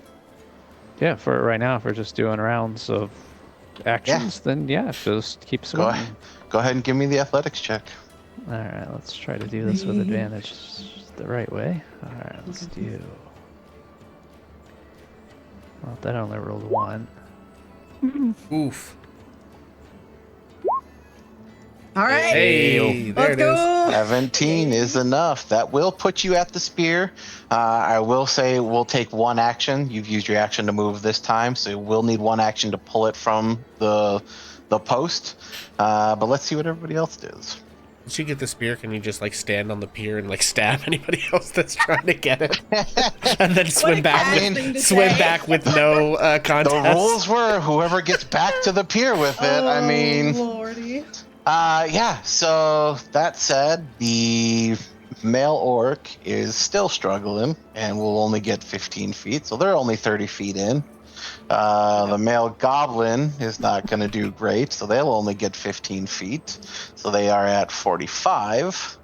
This female human is going to get her 30 feet, and the water genasi will get her 30 feet. So the two of them are, just barely behind you as you manage to get to the spear.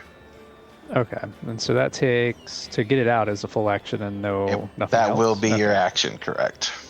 Okay, but everybody else would have to use their action to move towards me, so they Correct. can't fight me yet. Correct. Okay. Yes. All right, gosh, so that'll we're be gonna bloody. use the action to pull it out. Fantastic. The moment you pull it out, give me a perception check. Oh boy. 8. With an 8, you don't notice anything out of the ordinary when you pull it out, other than the spear itself seems to be kind of rusty. Like this is probably the same spear that's been used here for some time. Nothing, it doesn't look like it's a usable spear. Like this thing's pretty beat up. But aside from that, there's nothing like crazy out of the ordinary about it. Let's see how the others do.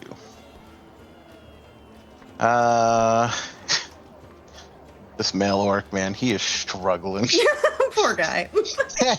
he gets his 15 feet of movement at nothing else, but now he's at 3 levels of exhaustion, so he's struggling right now. He's not having a good day right now. The other 2 will get their 30 feet, but that only puts the female in, and the genasi will get hers, so those 2 have made it to you as well. But again, that was their action, so they can't really do anything to compete, and you will get the first shot to go first. Yeah, so we're gonna Misty Step 30 feet right past him. Let's go. Absolutely. Oh my gosh. What a guy. That said, Holy as crap. you Misty Step 30 feet past them, from those of you who are on the pier and or near the maze watching on, where the others are, right near the pillar that he just left, you can now see 2 incredibly large shark fins speeding towards the people in the water. Oh. And they are moving much faster than the people who were swimming in the water were. Oh no. Yeah, by VP. Damn, river sharks, they'll get you every time. You know what? Where Grasha is standing, would she see that? Yeah, I think absolutely. You'd at the very least see the fins out there, yeah. I think Grasha takes off running towards the water. Yeah, absolutely. Are you diving in? Or are you just trying to get like near the shore to help them out? I don't know how far. You have to tell me that. But if Grasha saw shark fins, I think Joshua that she would jump. She would want to go save have Dorian. some javelins, incidentally. I don't know if that matters to you. What now? You probably have some javelins on your character sheet. I don't know if that occurs to Grasha. I do either. have a javelin, but I would Might be be able trying to to- get close enough to the shore or something. Yeah. Yeah, so it's like your intent that you would be trying to get in the water to help them or be near the water to pull them out, or I didn't know I was going to get that close. I thought I had more time to you could probably decide. make But it the up near javelin would absolutely be the choice. Like I'm going to run, and if I can do a javelin now, and it would go. I mean, I'd have to look at javelin to know what kind of distance I have. javelins have a 30 foot up to 120. Okay, and he is how many feet away? How? I think from where you are, they're probably about 50 feet away. Because you were kind of at the edge by the maze, so. I also have something I could use. Okay, I think that I'm not sure that Grasha would actually throw it, not being sure what was going to happen, but she's running to see if she can do something. So I think that Grasha is going to run and she's going to hold an action. If that shark changes direction from those 2 people and heads for Dorian, she's going to launch the shark. Okay. The javelin. Too bad for the other people, but Dorian she'll protect. Incredible. You betcha, Red Rider. Respect. Rhea will try and cast sleep. I think it's 90 feet. So as long as I can get within 90 feet. And you're looking to cast what? Sleep. On the sharks? Correct. Okay. Let's see here. Oh, I think I have to roll the 5d8 for that. Yeah, and what is the details of that? Do you... Yeah, I was looking to see. It says sends creatures into a magical slumber. The total is how many hit points of creatures. The spell can affect creatures within 20 feet of a point you choose within range or affected in ascending order of their current hit points. So starting with the creature that has the lowest current hit points, each creature affected by the spell falls unconscious until the spell ends. Blah, blah, blah, blah, blah. Okay. Or drowns. So Yeah. you got to roll 5d8, and if Correct. that exceeds the hit points of the creature will fall asleep. Correct. 17 will not exceed either of them. Ooh, Oof. darn. All right. Oof. She tried. Rip. Rhea. That said, in that same moment, Rhea, I think you would catch the eye of a drow individual who races to the side of the pier and quickly pulls the book from his side as the pages frantically flip open. And you see the water genasi suddenly moving much faster. Whoa. It's almost as if she's being accelerated by something of some nature. And for the briefest moment, she actually has turned and started swimming towards Dorian, but pauses when she can hear everybody yelling about the sharks as she turns and swims directly at the sharks. Dang. Damn. We're gonna watch this that woman is- get eaten by sharks, gang. Yeah, So sorry for the her. other individual still flees. I mean, the female human, she takes off. She's still just trying to get away. The other two, having seen them, kind of just let the river take them as they head back the other way, now frantically running. The objective behind all of this totally lost from them, infinitely more concerned about not being bitten by a shark. With that, we'll round back to Dorian. What are you doing in the moment? So can I tell can I see the shark? You definitely can see their fin, and I think now that you know where the fin is, you can look and see the kind of shadow of them. The shark itself, I think if you looked underwater, you could probably get a pretty good visual of them, but... Okay. But they're coming straight towards me. Can I get a feel for which direction they're heading? They're heading in your direction loosely, but I don't know if they're so much heading towards you. I think that you kind of get the idea that they're looking for an easy meal, and the fact that there were two people now closer to them than you are their targets. Okay. Oh man. I think we're gonna use, if we're going with the current now, can I get my full 40 foot of move speed?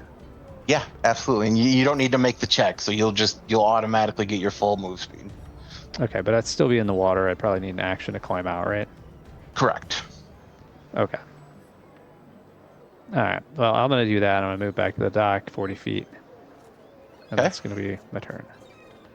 All right. And in that turn, the Genasi going to turn. And she is going to grab onto the fin of one of these things. And you see her kind of reach towards her back. Clearly pulls some kind of weapon, likely some kind of knife or dagger or what have you, as she attacks this thing. You guys can quickly see there's now a rush of red in the water as this thing starts to bleed. But she is making no attempt to head back towards the water towards the pier at this time. The other two individuals who are already closer to the dock climb themselves out with the help of the team, and the human female is just approaching the dock. She should be able to make it to the dock on her next round. Dorian, you're probably at the dock and would likely just need to climb out. Oh, go ahead. I was gonna ask, because I think it's like the next turn now. Can I run over to the drow with the book? Is that okay? Yeah, no, I thought you were going to go further Yeah, I was with gonna that. say, But I yeah. was making. I am gonna go. I just wanted to make sure I could do that before I continue. Yeah, no, you can run over to him. Sorry. I will say, as you Yeah. approach him, you can tell he's definitely concentrated on something at the moment. Yeah.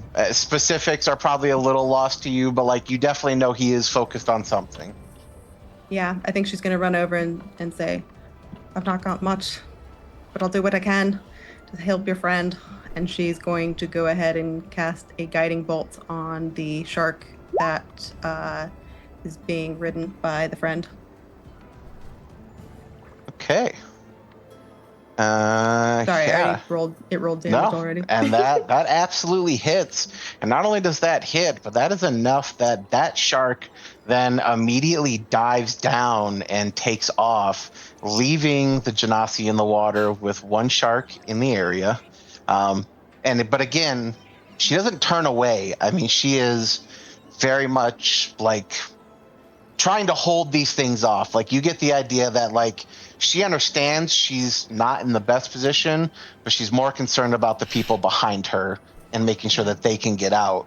And in that moment, that drow figure, you actually see him like kind of quickly just flush a bunch of pages like further into the book, and you see him like almost in an instant switch spells. He was clearly focused on something and now has switched. And when he casts this next spell, you guys watch as just a huge amount of water is displaced. It's almost as if something were to be pushing the water out of that place as you watch the shark go from suspended in water to not as it starts to flounder in basically the air as it's stuck there, and the water genasi is then pushed to the side in the water, like she's pushed away from it and this thing is stuck almost in what looks like a ball of air as this thing is just literally floundering there, arguably suffocating as a shark. As in those few moments as it's suspended there, the genasi does swim back this way, puts enough distance between her and the shark that inevitably she is able to get out of the water, and she kind of almost collapses onto the dock, clearly exhausted from the whole ordeal. And in that same moment, the drow figure collapses, seemingly having overexerted himself in some capacity. And I think that's where we will pause for the evening.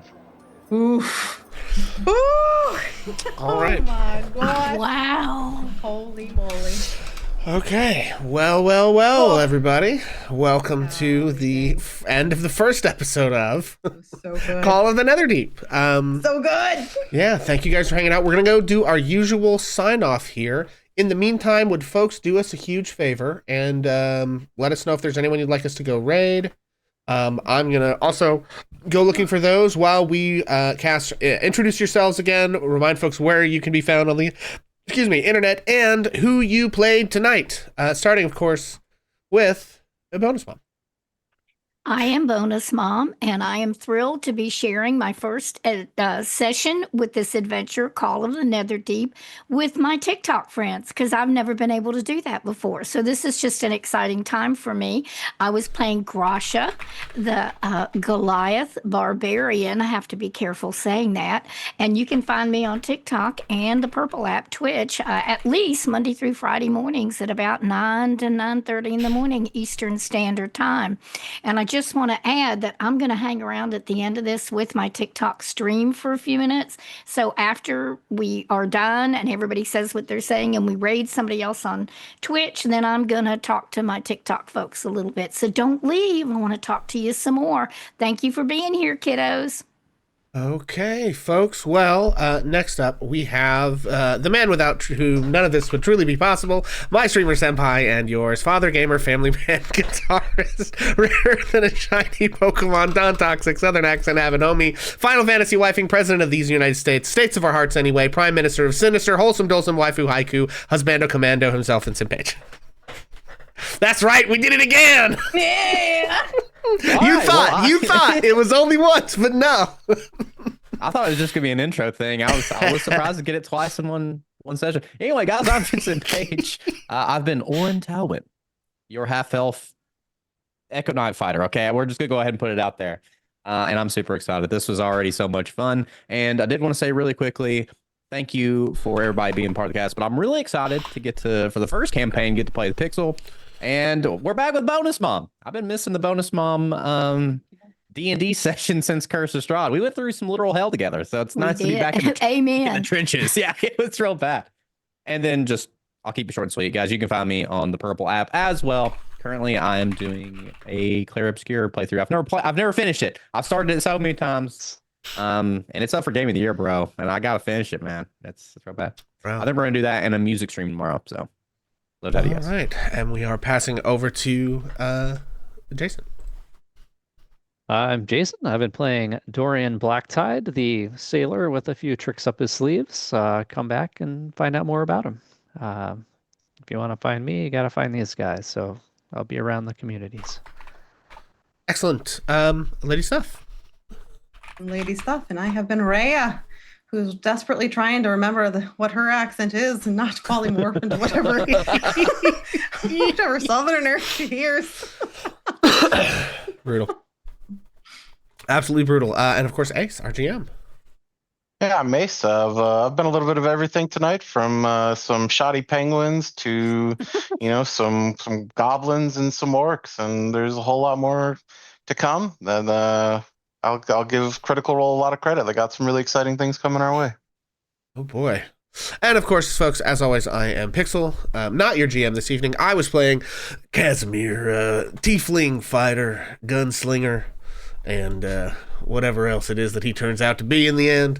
You can also find me here on twitch.tv/hammer and pixel, where we play some Final Fantasy XIV, among other things. You can also find me on alternating weeks, and actually most of these people as well, where we play Waterdeep Dragon Heist, still here on Ages of Ainur.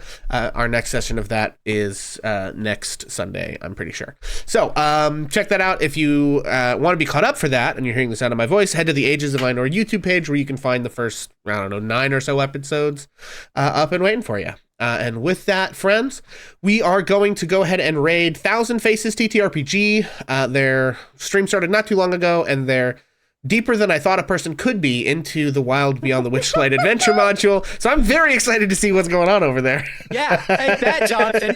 Take that. Yeah. Just think of how much more I could have talked. With that, friends, I am going to request something from you, and that is to do me a favor. And until the next time that I see you, be kinder to yourself than you think you deserve, because as it turns out, I rolled a nat 20 on my insight check, and you deserve more kindness than you think you do. And I know that because of that nat 20 on that insight check. So listen to your buddy Pixel. Be kind to yourself. Until the next time I see you, my friends. Peace out. Go say hi to Thousand Faces TTRPG. And until next time, bye. Bye-bye. Let me tell a tale of a world where heroes walk among us, fighting through the darkness, left by monsters and by selfish men. A tale of glory rents asunder, sacrifice and battles lost. Our heroes know not what awaits them, and still they carry on.